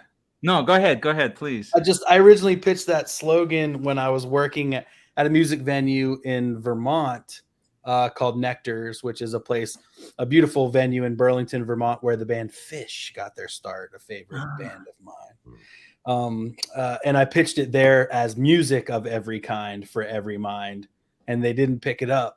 They didn't use it for this like shirt contest, though I did win the shirt contest. They used my design, but not my logo or not my thing, which is good because now I can use it again for Cosmic Lion because it's smart and catchy, and it is really what I'm trying to do. Like, it says your mission statement. Exactly. Yeah. Exactly. So yes, I'm just kicking that. I've got one, like I just got books from all over the world, like France and from Canada, and of course from here, from Ben Granoff. Hopefully another one of my own books I'm trying to do if I can find the time. And it's crazy because like I grew up in a very small town of Cumberland, Maryland, and the first time I ever saw an indie comic was in this. We didn't have a comic book shop. It was like the paperback exchange that sold paperback books and also had comics.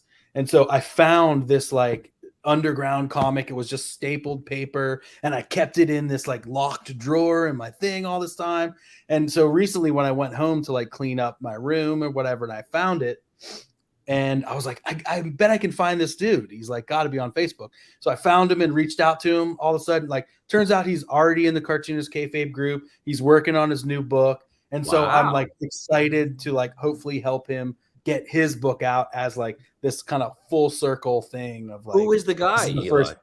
His name's Gary Kramer, and I think his book is called The Paranormal, I believe. I'm not exactly sure, but yeah, he's in there. He plays in some bands around my hometown, and I kind of always knew his bands, but I didn't know that this was the guy from the comic. That's an amazing full circle. Yeah.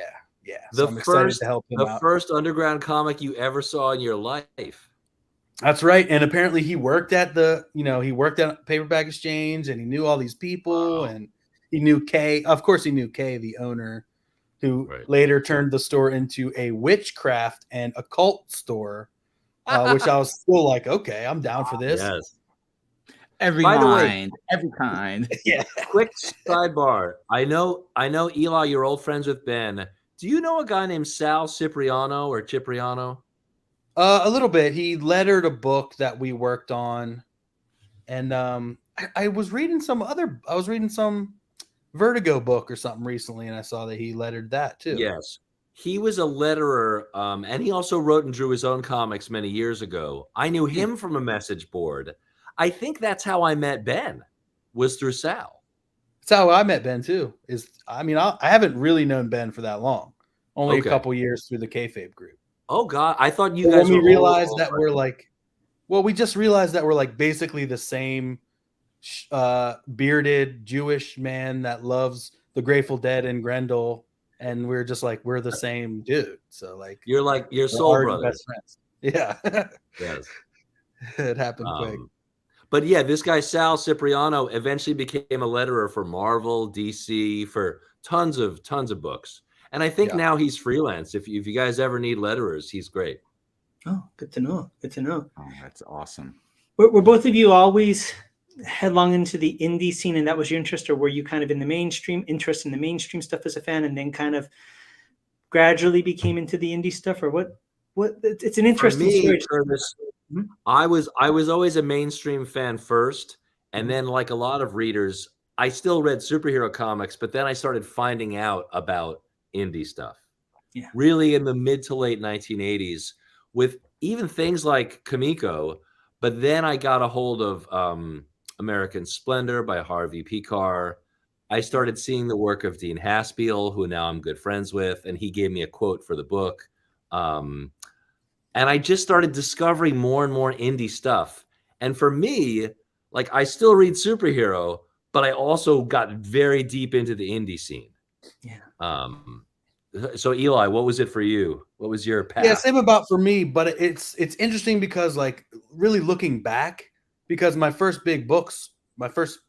love was Ninja Turtles, and technically Ninja Turtles is Mirage, which is technically an independent book. So I guess my start was independent, if you consider Ninja Turtles independent.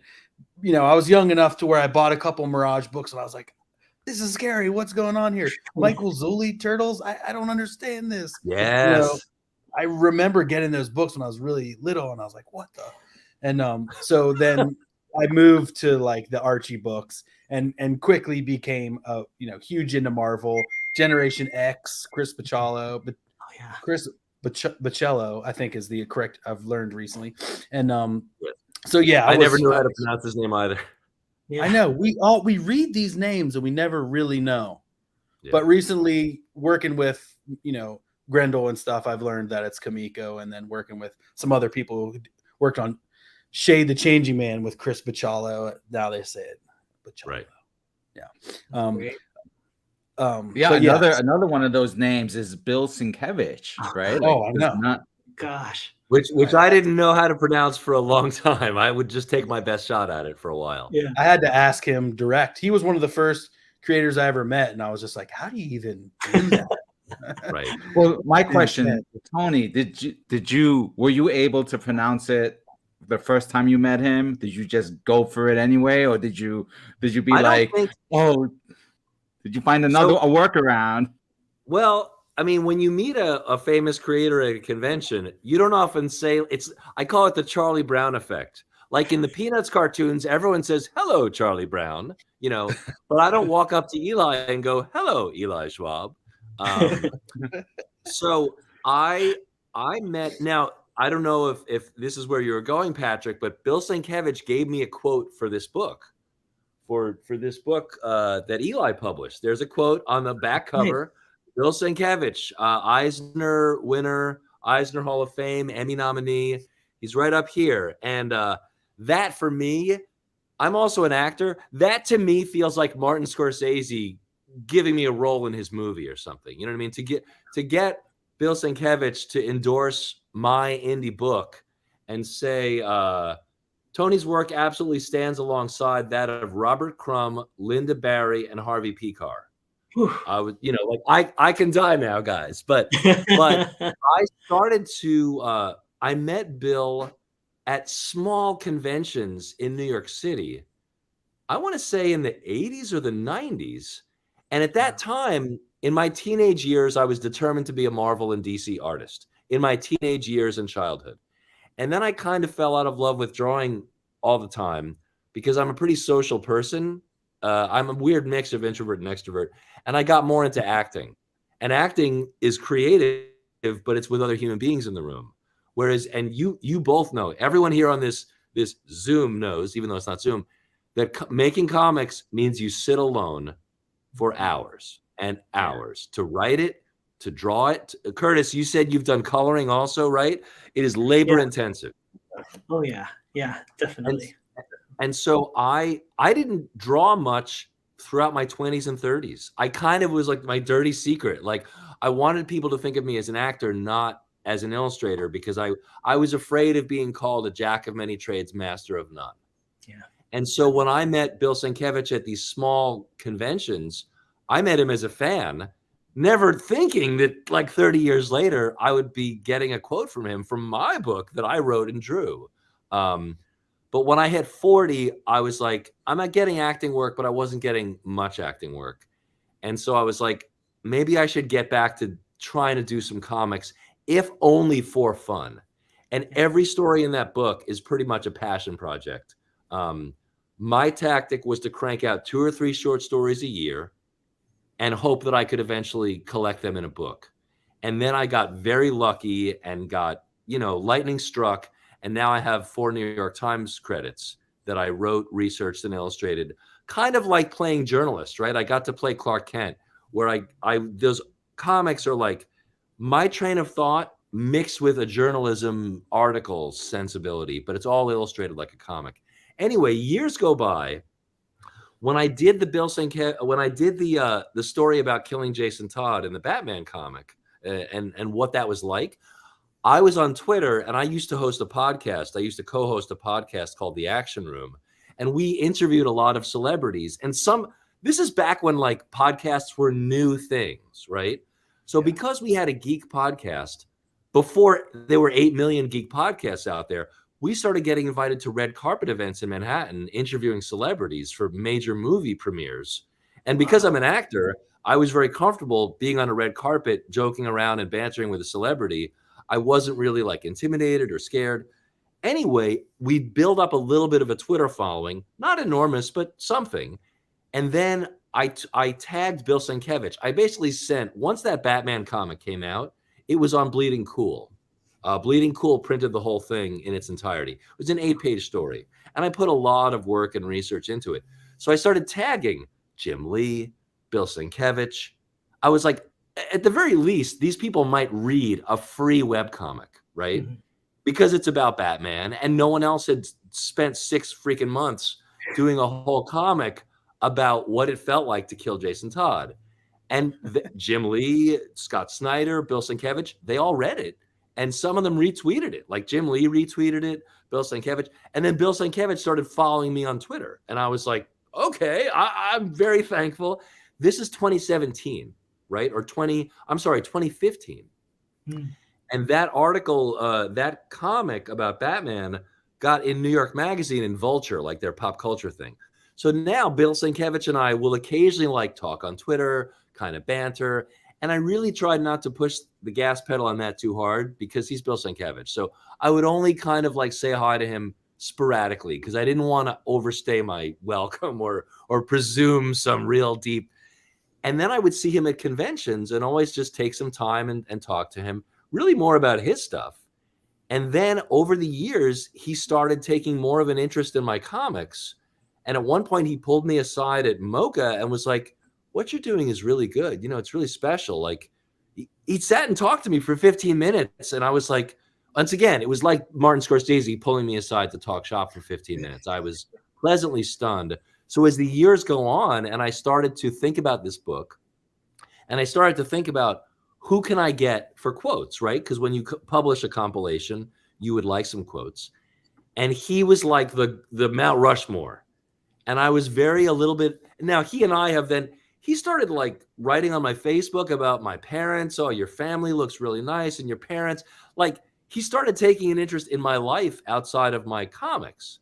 And I'm sure that he is just trying to be encouraging to young creators whose work somehow somehow their work resonates a little bit with him, and he's trying to be a mentor. He's trying to encourage, which if any of us get massively successful, we all would like to do, right? For the young kids. So I was talking to Rick Parker, who illustrated a lot for Marvel, who drew the Beavis and Butthead comics for Marvel. He lettered for Marvel for many years.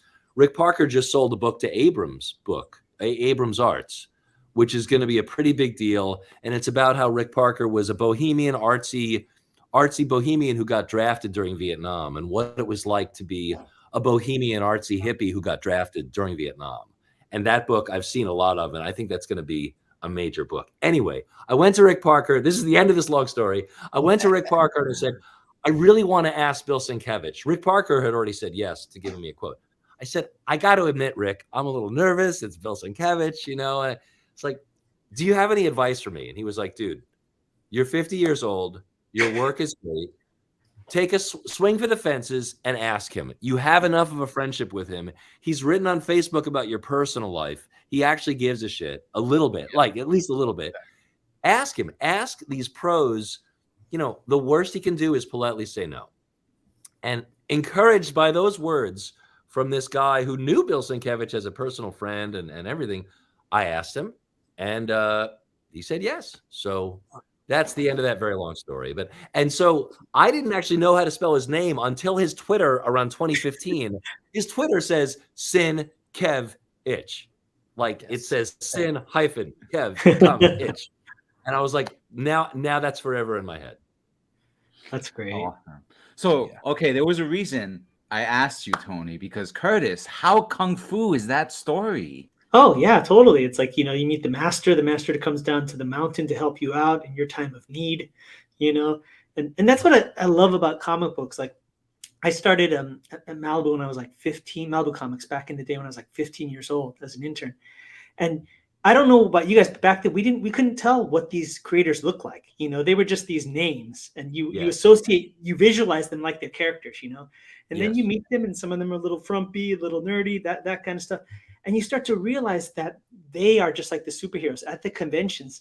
You see them in their glory and their superpowers, but when they go to the grocery store, nobody's going, you know, oh my God, it's Bill Sienkiewicz, you know, or oh my gosh, it's, you know, Grant Morrison or whatever, you know, and there's an approachability to that, right? And I think all of us kind of come from that background. They are just people, really. Like any like celebrity, they are just human beings who got a level of success in a certain field. Definitely. And the best ones are the ones that realize that and know that, you know, and you know, definitely. And usually those are the guys at the top, so that's a good thing. Yeah, and also Curtis, I mean, in some ways, it reminds me a little bit of the trailer you showed us, meaning like. This is not an analogy, but I simply mean a master even becoming aware of you and encouraging you. And then, you know, obviously in your story, Curtis, a master saying, I want you to like teach and really taking you under his wing. There's just such a feeling of gratitude that comes with that, right? Well, definitely. I mean, I think the thing is kind of in a nutshell, my teacher was very harsh to me, like just brutal, you know, and I never thought that he really liked me or anything per se. Right. In fact, if I didn't practice, he would just chew me out more than anybody else. You know, he'd lace into me, and I'd see the guy next to me not training, and he wouldn't get chewed out. And finally, one of my elder kung fu brothers, you know, classmates says, "You know why he's chewing you out?" I said, "No." He goes, "He's got plans for you." And years later, when I finally left the school to go out on my own, that's when he told me I should teach. And I had a classmate write this letter for me. I wrote a letter in English and had them translated into Chinese because of the language barrier. And just said how much I appreciated what he taught me, everything that he learned, how much I wanted to be like him. And his English has never been that great, but he's very eloquent. And he just looked up at me and he said, Curtis, he goes, finding a good teacher is hard, isn't it? And I said, yeah. And he goes, so is finding a good student, you know? And that's what, you know, Bill Sienkiewicz probably sees in you and all that. I mean, any of us that do any of these things, especially comic books, you gotta love it, and you have to be in it for the long haul. I mean, and it hurts. It hurts making a book, you know. And how many times? I hope it's not me. I mean, have you ever sat in that room? Pardon my French, but freezing your ass off, going, "What am I doing here? Like, am I ever going to get done with this freaking thing? Does anybody understand it? And does anybody appreciate it? You know?" Yes. And so, you know, my hats off to anybody that sticks with it. And I'm sure that's what he saw in you too, because for as many people come up to him and say, "Oh, hi, Mr. Sienkiewicz, I want to do comic books," how many actually finish a book? Right. You know? Yeah. Right? Well, and I think also it's because I'd known him for so many years. It's not like you know someone for 1 year and then they're like, "Oh, give me a quote or something."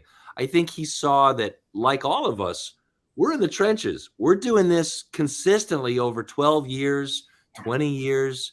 You know, I think people notice who actually is doing it when it's not glamorous, because most of the time it's not glamorous, you know? No, totally. Yeah. I know somebody graduated from the Kubert School, and I was saying something about martial arts, but he said, "Oh, my teacher at the Kubert School said the same thing." And it was, people would come and study with me. I had students and they would say, "I want to be a master." And I almost want to laugh at them, because it's like, well, try being a student first, you know? Yeah. And those are always the ones that would quit. They like the idea of being a Yes, master. there's a fantasy, there's an idea, but Yeah. they're not in love. Joe Quesada said something like, once you've drawn 100 pages or some large number that he gave, maybe you'll have a hint of understanding of storytelling. Yeah. You know, he said, like, it might take 300 pages to get really good, you know? No, totally. And it's the little things, like when Eli opened up the book and just took a big whiff of that newsprint. We all know that, right? Like that's a comic book fan, right? Like when you go into the comic book shop and for some reason it's like you're in a cathedral, you know, like the light shines in from the window, you hear the choir, and you smell that newsprint, right? That kind of Akron's newsprint. That's what we're there for, right? You know. So. And Patrick, you have also lived that life. I mean, you've put in so many hours of writing and drawing and lettering, right? Your own stuff. Yeah, all of it, cover to cover. It's all, well, the exception is spotting the typos. Someone else is in charge of that, which is why there are typos in the book. But hey, that's me too. Yeah. And Eli, that's the hardest thing to do. Yes. You've Eli. I mean, when did you first start reading comics, Eli? I mean, I don't even think that's a question I can answer, because I just don't remember a time they weren't something I was doing, because my dad was into it. You know, he read Mad Magazine. He's a huge Superman fan. And so just growing up, it was all comics. I grew up with my best friends from Temple, and like my dad's friend, they owned a bookstore. Oh, wow. And that's where, like, my dad grew up. That guy's dad also owned the same bookshop. Again, I'm from a small town in Maryland, so one of my earliest birthday gifts that I can remember is this subscription at the bookstore, where I would go in every Saturday or Wednesday, you know, whenever new comic, because it wasn't Wednesday, I don't think, back then, but I would go in and I would get like free comics. They would buy whatever this thing, so I would get free comics every week for that entire year. And that's what he would give me for my birthday every year. And so I would always go in there and you know, go around the spinner rack and look at everything, and they would let me get whatever I wanted. And so it was just always comics, always there. And you know, so it's just something that I can always remember. Yeah. Just because my dad was into it, and reading was always big. And like my mom and her family were really into like the Sunday comics in the newspaper. And so like there was a thing where my mom would be cooking and she would say, you know, read me the comics. Oh, cool. So we would like read the comics, but like act them out and like do voices and you know, kind of like, you know, so just comics in all these different forms were just always there. And like Calvin and Hobbes quickly became huge because I was a mischievous kid who was always getting into trouble. And so Calvin was me, you know, and like I loved it. And I had this imagination that's, you know, became writing comics. And so it was just, comics were always part of the equation for me, I feel like. And I made my first comic that I can remember. I found all these old notebooks, but I made a Star Trek comic with my friend Levi in third grade. I found some old like, and it's in there, right? I put in this thing. Oh, that's awesome. You know, so like that was always there. And like, I like doing that with my books. I created this character Jester Man when I was a kid, just because we went to like a ski store or something, and I found a Jester hat like that, and just it all started going. And my mom sewed this big J onto a shirt. Nice. And you know, I wore boxer shorts over top of my sweatpants because like you know, superheroes always had that, the underwear over top. Yes. I thought it was funny to have like your Joe Boxers like over top of it.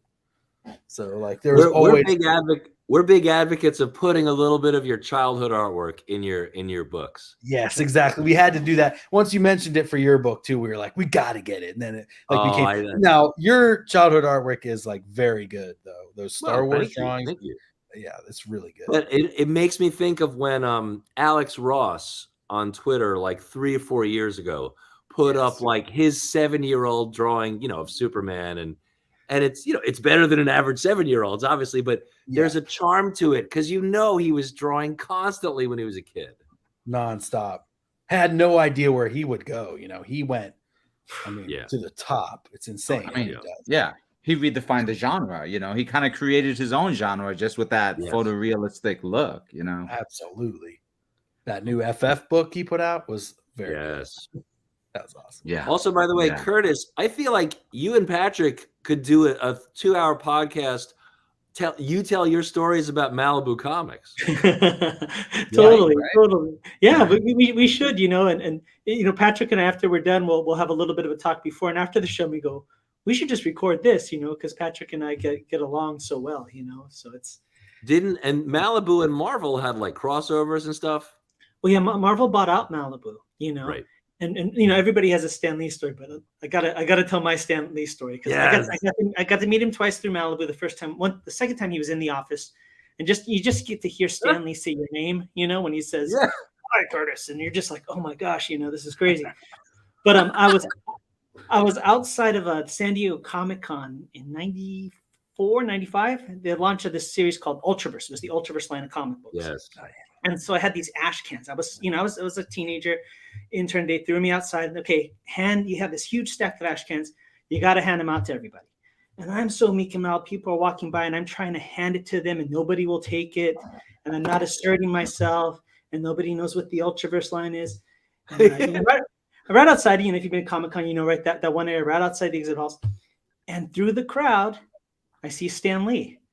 And he's walking and he sees me trying to hand this stuff out. And he just freezes in his tracks and looks at me, and he's got those Ray-Bans, with that like maroon brown tint, you know what I'm talking about? And he looks at me and then boom, he just starts walking towards me really fast. And I'm almost going to have a heart attack because 1, Stanley, 2, oh my God, he's coming up to me. What am I going to do?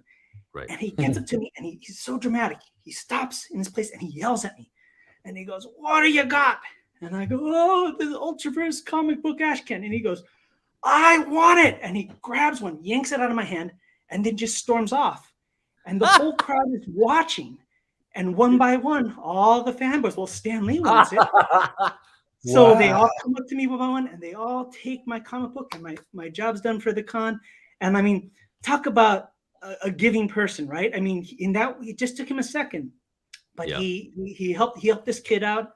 And that's me, right? Wow, what an amazing guy. So that's like. By the way, Patrick, are we recording this? I hope this is recorded and not just live stream. Oh, we'll have a recording as a result of the live stream. So please, yes, for sure. Tony, I feel like you need a podcast, man. You've definitely been like leading this around. Yes, please. There's a part of me that like fantasizes about being a talk show host. I can see you doing it. Go for it. I'll become a famous actor, then I'll be washed up, and then I'll have a talk show. Got it. Yes. We'll find you at Has Been Alley, 30 years from now. Signing door number 3. But I seriously love that stuff. I love, facilitating discussion. And also I know that I can talk forever. So I try to resist that tendency in myself to just talk. Makes sense. It makes sense. Yeah. One of the things I love about these kind of what we're doing here is the chance for me to listen really and to play like alchemist, right? To like get people together and see the fireworks that happen and the stories that bubble up as, we all have this love of comics, right? We all have these parallel stories, but there's a lot that's unique to each one story, Well, and like you said, it's very similar.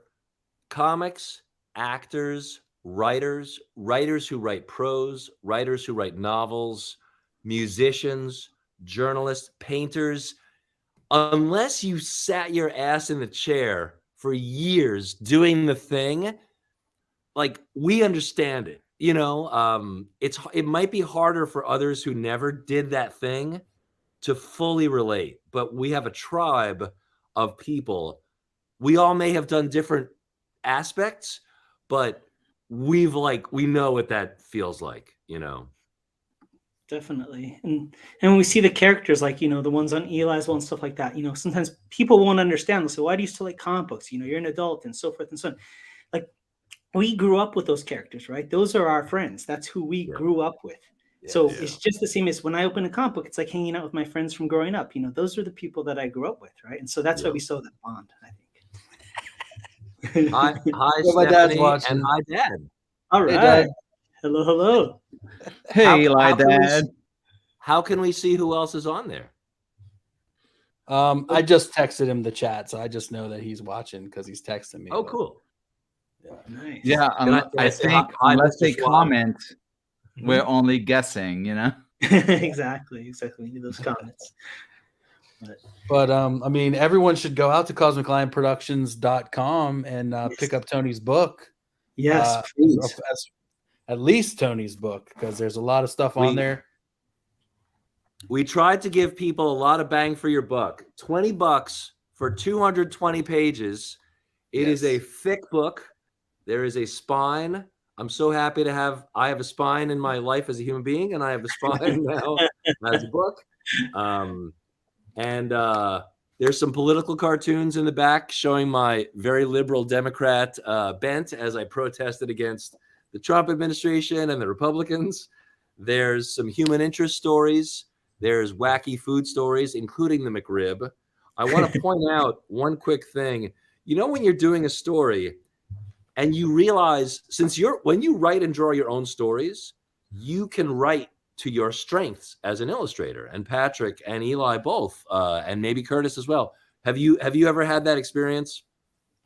Oh yeah, definitely. 100%. So I was writing this and I knew that I could draw. There was an opportunity. The McRib was a tie-in sandwich when the Flintstones live action movie came out. And I was like, I could draw John Goodman. Not that I'm great with likenesses, but I had so much fun looking up pictures of John Goodman and drawing. So one of my great joys of this comic was drawing John Goodman as Fred Flintstone. That's awesome. That's great. Is that originally where the sandwich came out with, or no? It said right there it was re-released. The sandwich had been. It was already like the sandwich originated, I think, in 81 or 82, and the Flintstones movie was 94. But by that point, the McRib was like this tired old thing that they trotted out sporadically, like it is now. For the Flintstones, it would be made of Brontosaurus burger and not yes, exactly. To quote the weirdest of owls. Yeah. But the great thing about writing your own comics is you can put any damn thing you want in them, you know. Totally.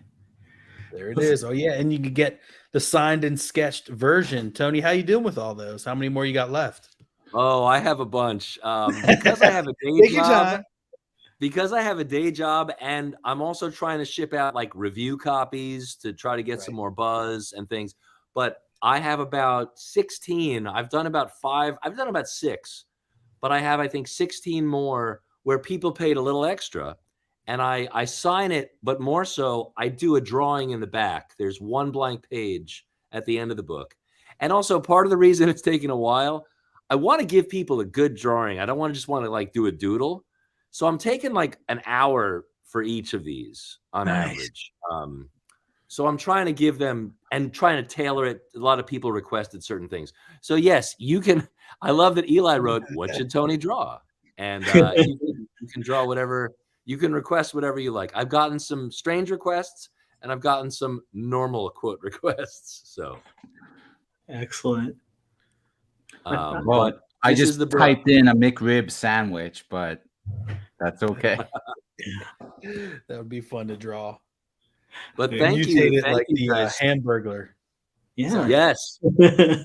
The Hamburglar. And Derek Robertson, who co-created The Boys, obviously now the Amazon hit show, he gave a quote as well, which is on the cover. Oh, excellent. You managed to get some amazing quotes there, Tony. I mean, well, thank you. A lot of it, my dad is a salesman, and so he instilled this in me. A lot of it is about building long-term relationships. Like most of those quotes that I got are people that I've known, even if I've known them just through social media. Some of them are social media, some of them are people I've met, but it's like a slow burn of like 9 years or 12 years of having an acquaintance with someone. I don't, and really, like I think there's like a sincere way to network. Like there's networking that has a heart of sincerity, and I really always try not to do the other kind of networking, which is like, I barely know you, but what can you do for me? You know.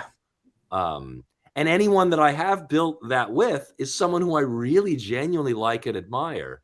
I don't really do that with people whose work I don't resonate with, you know. And I really I care about them as a person, not just because they're like a person in power who could help me, you know. And if they never helped me, I would still have that acquaintance with them or friendship or whatever, you know. So that's been the result of, I think, most of those. I don't really want to come in hot and be like, give me something, person who barely knows me, you know. I'm not in. That's exactly why I really wanted you to be a part of what we're doing here, Tony. Well, I mean, aside from the fact that we get a chance to chit chat and, you know, touch base again, but just, you know, the stuff that you're saying now needs to be recorded, and it needs to be put out there for all those youngins who are just now deciding, you know, whether or not they want to be a comic artist or a writer or publisher, you know. So thanks, it's all about making connections, and it's not super hard too. It's really just about writing a letter or an email, or just making the connection to reach out, to go like one more step beyond like a DM or like a, you know, just a personal chat or something like that. If you can make that one more step and, you know, write a professional email or something, it really goes a long way. And when I started doing podcasts too, way back in the day, when you told people you had a podcast and they'd say, what is a podcast? Yeah. You know, like I used to get that so often, and it was just like, it seemed like it was one day all of a sudden it was like, oh my God, yeah, I got a podcast too, you know. But like, you know, there's a lot of people you just write to, shoot for the moon, and, you know, sometimes you get them. And, you know, I was just a dude in the office in Tampa, Florida at that time. And, you know, I got to interview, you know, everyone I wanted to, basically. Matt Wagner, Mike Allred, even Kevin Eastman. I was like on his press list, I think, until he realized that I was just a dude with like 30 people listening. But like, I got to interview him 2 times, which was just like amazing, you know. And it's just like they say, you fake it till you make it. Just do it. Just write the emails and see who will respond, you know. Also, real quick, into thinking you're important. Yes. 2 things real quick. One is that even when you send those professional emails or you make those sincere efforts based out of sincerity, a lot of times you're still going to get rejected or ignored, right? And that you have to factor that in and not be dissuaded by that, you know. For sure. But you have to make the effort if you want to make any headway. Well, and sometimes you can learn something, because another person that I wrote to during that time period was LeVar Burton, someone I love, obviously. And I didn't get nothing. His people wrote back to me and was like, oh, can you send us numbers on your podcast? Here's this website that you go to. You put your URL in and it'll give you all this information. And of course, like, it wasn't good enough for them, but I learned about that website. I learned that some people won't come on unless you have this many people listening. And if you don't have this much spread, you know, so you learn a little bit of how, like, okay, what level can I get up to to where, you know, I could take a look into a book into this video, you know. Also, the other quick thing I wanted to mention that isn't even about comics. One of the things I really love and respect about Eli, I'm a huge music fan. I think some of our musical tastes cross over and some may not be the same, but Eli also knows a ton about a varied panoply of music. And you've interviewed musical greats as well, jazz And yeah, that's funk. the original podcast. Cosmic Lion Radio was about both things, comics and music. So when I would interview comic book artists, we'd always talk about the music they were creating and or the music that they were listening to while they were creating. And it was part like interview show, part mixtape. So it was a lot. I was very influenced by like college radio. And also Jim Mahfood had a podcast called the Beat Bee Sessions. That was just a mix. And then so it grew to like, you know, talking with Kevin Eastman about what music they were listening to in the Mirage, you know, dojo while they were like creating Turtles, and talking with all those people. And then, you know, I interviewed this guy who was like a sound man for Frank Zappa and for Bootsy Collins, and giving me his personal recordings to play, or, you know, different people like that, bands who have, you know, songs that are about to come out that we played and stuff. And so Cosmic Lion Radio is still up. Most places you can get your podcasts, and you can get those interviews for good or ill. They're not all great. And my technology was only so good back then. I would have to plug my phone through an 1/8-inch cable into like a little box, that box went to USB into the computer. Or, you know, sometimes I would just put my phone on speakerphone before I had that little Behringer box, you know. And so there was all these different technologies that, you know, were going for podcasts back then. But it was good. It was good. It was so much fun. And it was a passion project. Exactly. And I'll still do them. Like the podcast is still active. Like I only did one last year, and I didn't do any the year before. And then there was maybe like 2 the year before that. But, you know. It still goes, and I've got 2 other podcasts. So excellent. Let us know while we got you. What are your other podcasts?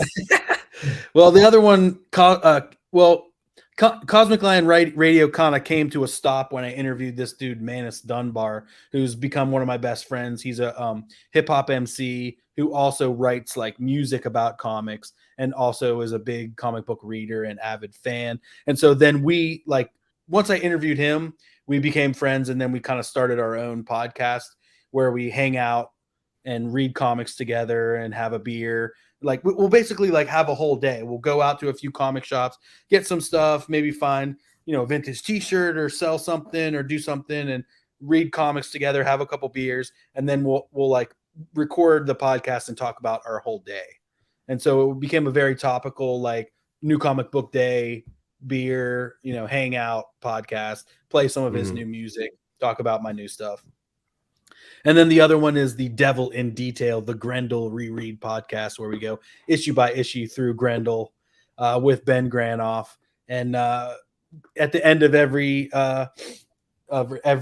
like run, we talk to the creative team. Matt Wagner's been super supportive, so we've had Matt on there many times. Diana Schutz. I think we did the final Tim Sale interview. Much love to Tim Sale. Teddy Christensen, the Pander brothers, John K. Snyder, and Jay Geldof. And so we're just working through it all now. We just finished the War Child era, and so now we're launching into Grendel Tales, which is exciting. Very cool. And Eli, can you talk about the editor you're working with these days? Or is that? Yes, Tony, thank you. I recently took a assistant editor kind of, what does she call me? I don't know. She has a different non-assistant title for me, but Shelly Bond from Vertigo Comics, and who's got her off-register press right now. I'm working with her. She's got a class coming up that's an editing course that any comic book maker really should take to help themselves. It's every Tuesday. I think it's every Tuesday in February.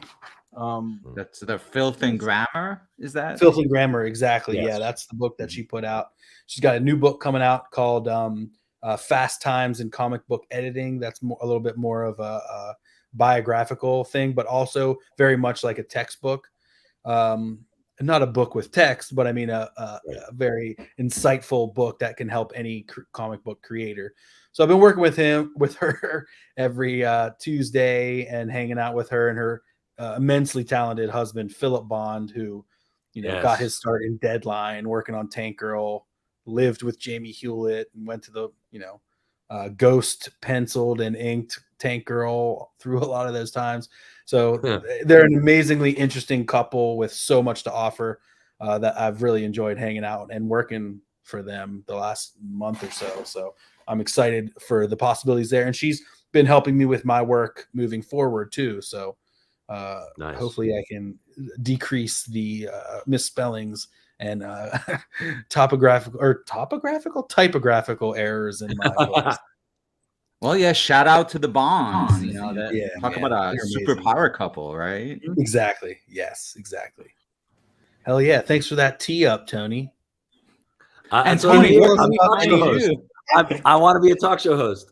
Can you tell us about any of the new comic books you're creating, or any comic stories that you're writing, perhaps for Tales from the Wolf 2, even Wolfing Harder?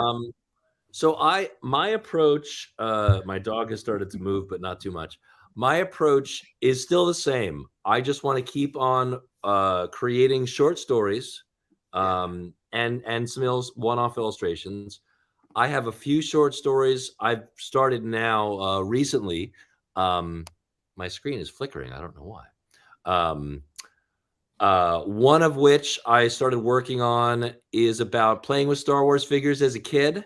It's specifically about the Death Star playset from Kenner Toys back when only the first movie had come out.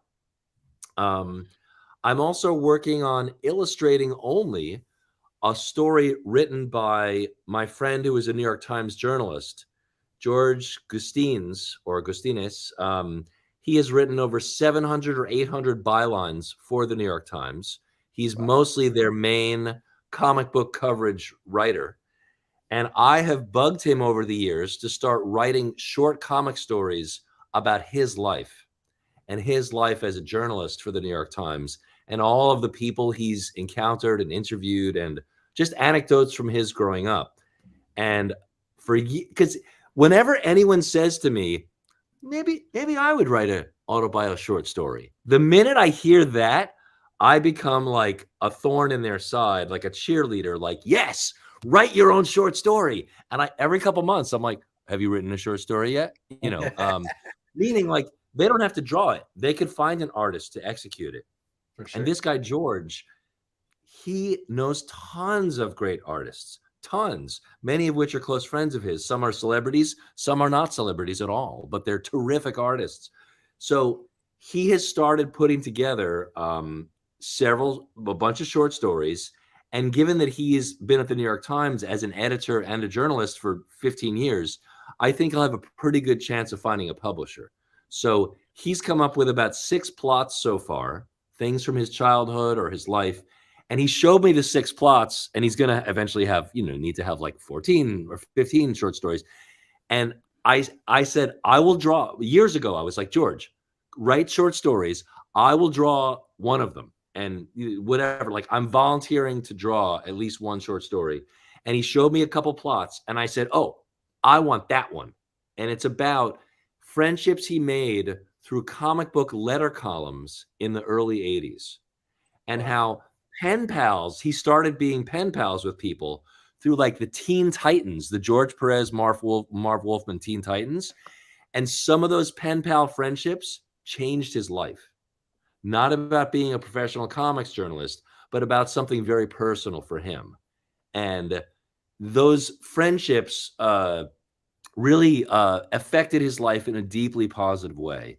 And when I heard that story plot idea, I was like, that's my story. I can see myself drawing it. I can see the pages. I think it's going to be between 7 and 9 pages. I'm on page 4 right now. So I've already drawn almost half the story or a little more than half the story. And I also feel privileged and honored because it's a very personal story for him. And I've become very good friends with him again over like 12 years. And I'm so excited about the story. I just wish I had more free time in my life to execute that story, but I'm going to get it done. And he said, don't rush, make it, take your time and do it when you have time and you're, and I said, yeah, I want to push myself because you guys know how it is. if you only do it when you have loads of free time, it might not get done. I'm pretty good with pushing myself, but now I also have to draw in my own book for the people that paid extra for the sketch drawings. So, but I'm going to get these things done. And I just did a pinup, a one-page illustration for Adam Lemna's book, Relic Hunter, which Eli is also publishing. I love doing pinups for other people's books because I know that with my limited free time, I know I can do one drawing. I know I can do one page, right? And then I can complete it and hand it off, and it will be in their book. If they have a lot of pinups in the back, by various people. So right now, that's what's on my plate. Really working hard on this story about. It's called "I Was a Teenage Letter Hack," and I get to share some of that. What's that? That title sounds so familiar. Did you share like any sketch work? I've put little teasers up on Twitter, Instagram, and Facebook sporadically, just to kind of let people know that we're doing this story together. So I have George's story that I'm illustrating. I have my own short stories, anecdotes, funny anecdotes from my life. I have a bunch of others that I have in mind that I just haven't had time to draw yet. I have the pinup coming out from Relic Hunter collection. When do you think that'll be published, Eli? I know that Relic Hunter collection is pretty close. Yes, we're hoping for February or March. I have it on the calendar as February, so hopefully then. Cool.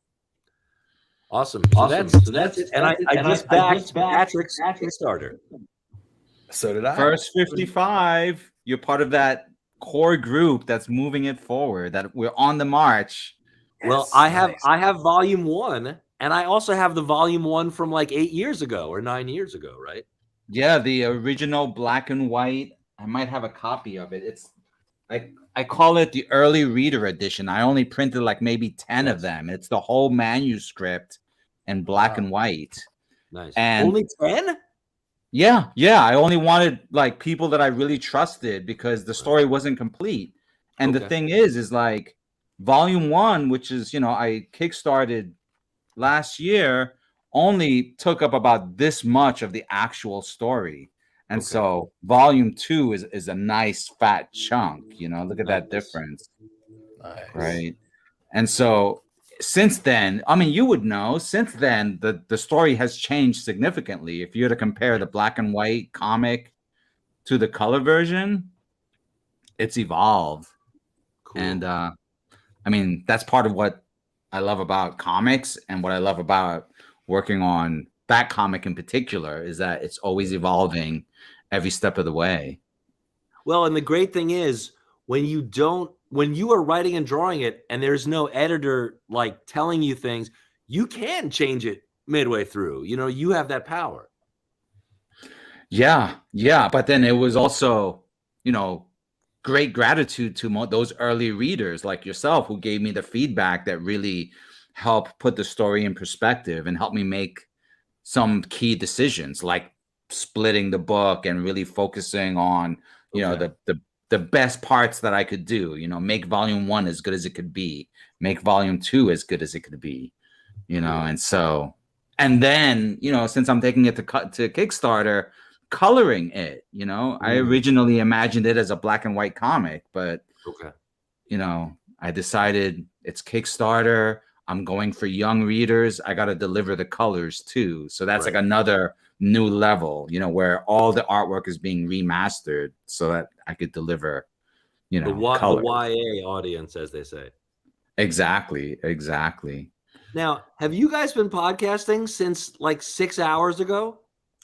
Off and on. Off and on. A little bit of a break, coffee break here and there. Yeah, we and we have our breaks, so we're good. Wow. But this is the moment. This is our another kung fu style we're developing, right? Our podcast kung fu. Yeah, definitely. Endurance and persistence. Definitely. Exactly. That's how we get to the 100% mark or beyond, as I think we all know. Exactly. You guys should really interview Jerome Cabanatan, who is another artist from our group, who's a Taekwondo teacher. and who uses his comics to teach Taekwondo. And that's originally how he got started.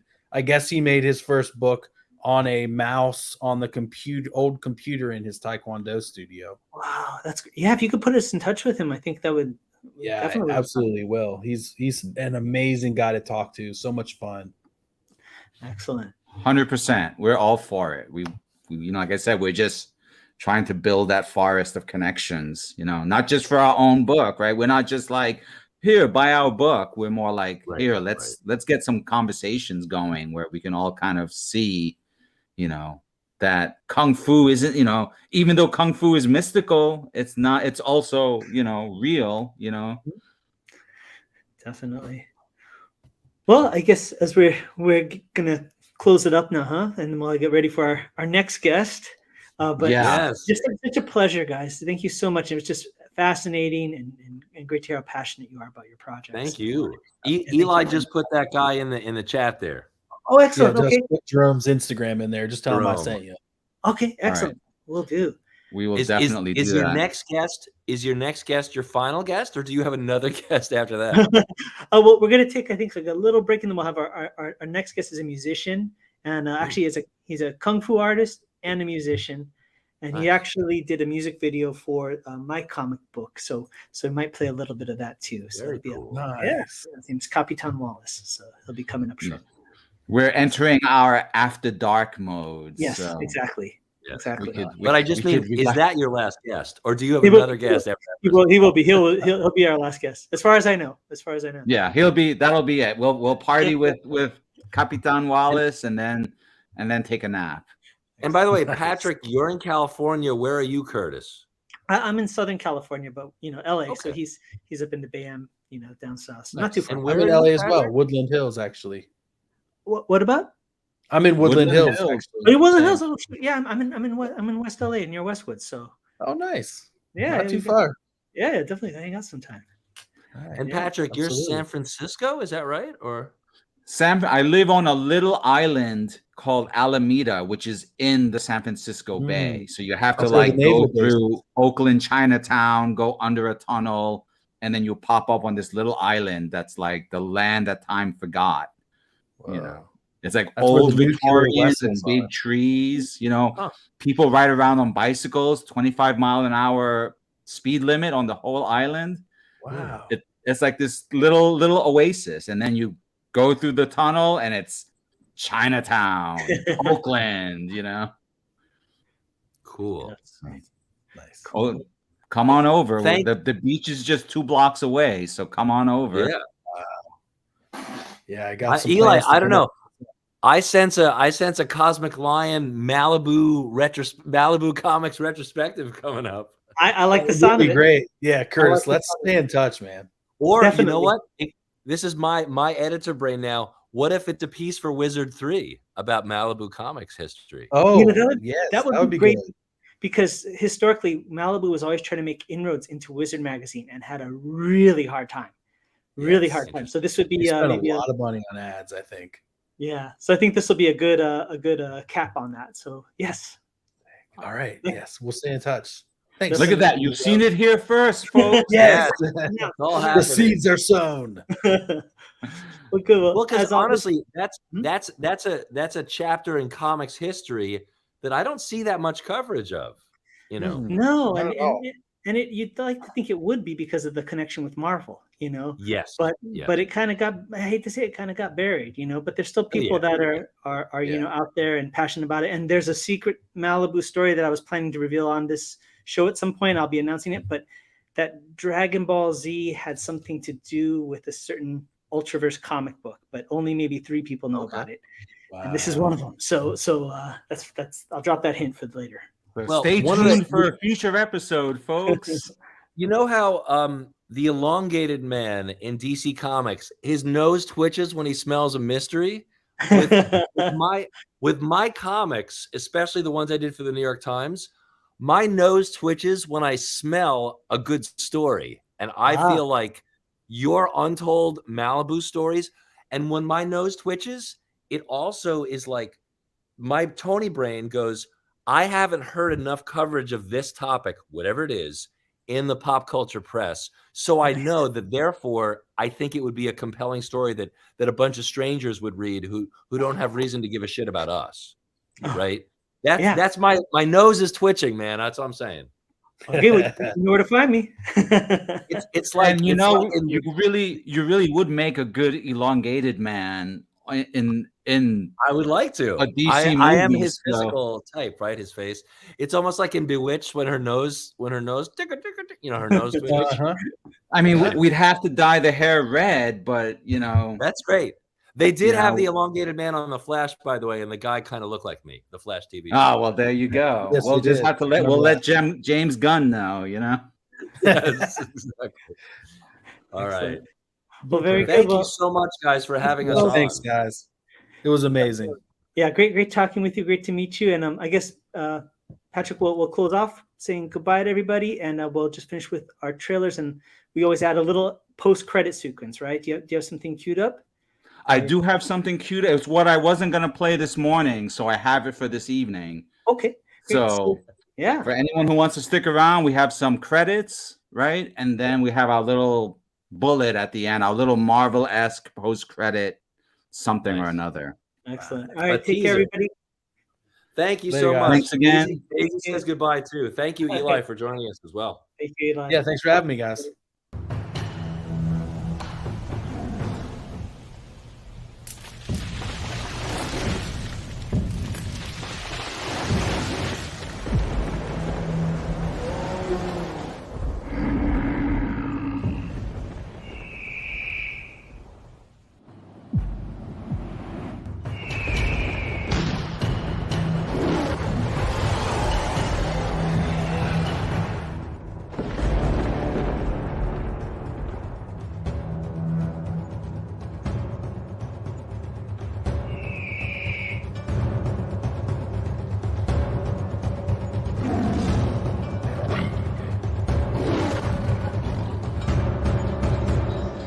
Hi, I'm Plugo, author, illustrator, comic creator, and the art director for Kung Fu Magazine for more than 20 years. But I'm here to talk to you about a project that's really special to me. It's the middle grade graphic novel, A Tiger's Tale. Imagine the story of tigers and dragons and martial artists and monsters. So when I launched the campaign for A Tiger's Tale Volume 1, I did not know what to expect. But it succeeded thanks to a group of passionate backers. It was also awarded the Make More Comics art grant that year and was later featured as part of an art gallery exhibit.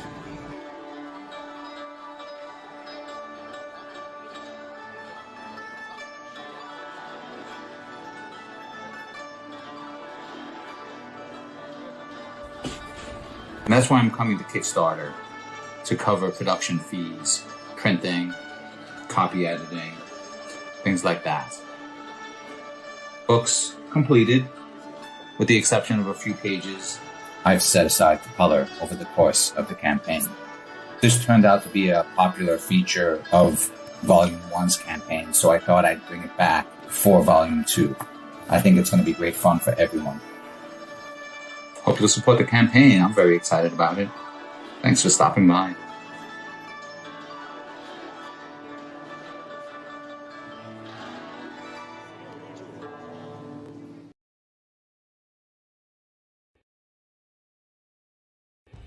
As a kid, I loved Kung Fu movies. So I went to Chinatown, trained with a wise teacher, and became a Kung Fu master. Sounds simple, right? Not really. My journey, like the study of Kung Fu, was as arduous as it was rewarding, filled with as many secrets as revelations and as much heartache as triumph. It's a defining moment in my life, and while I began studying Kung Fu to learn how to fight, what I discovered was a way to live. Martial arts never came easy to me.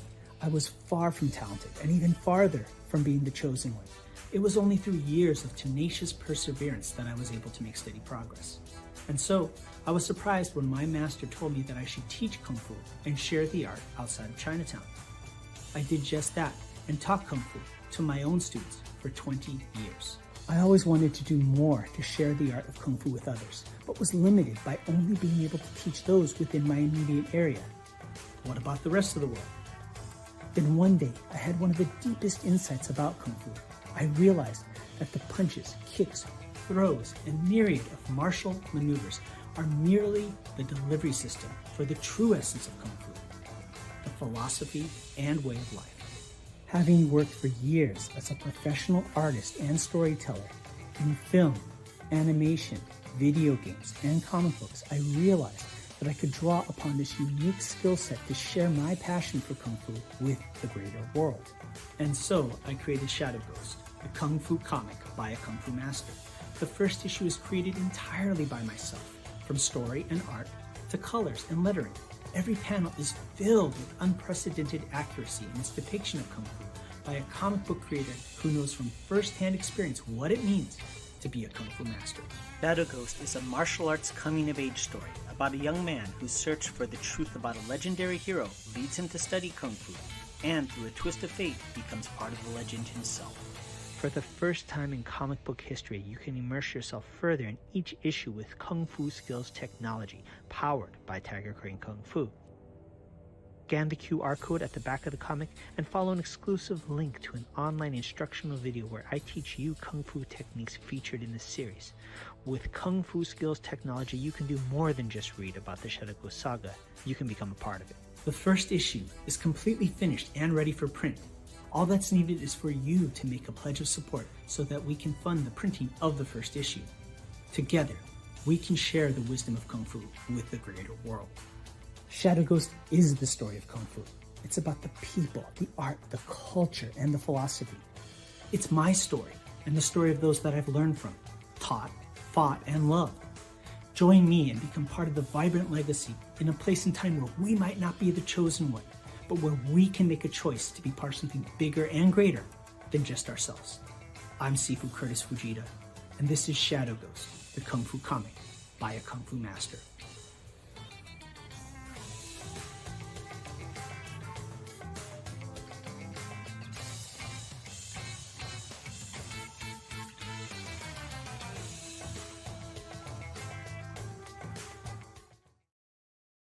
Welcome to the Comics Fu Show.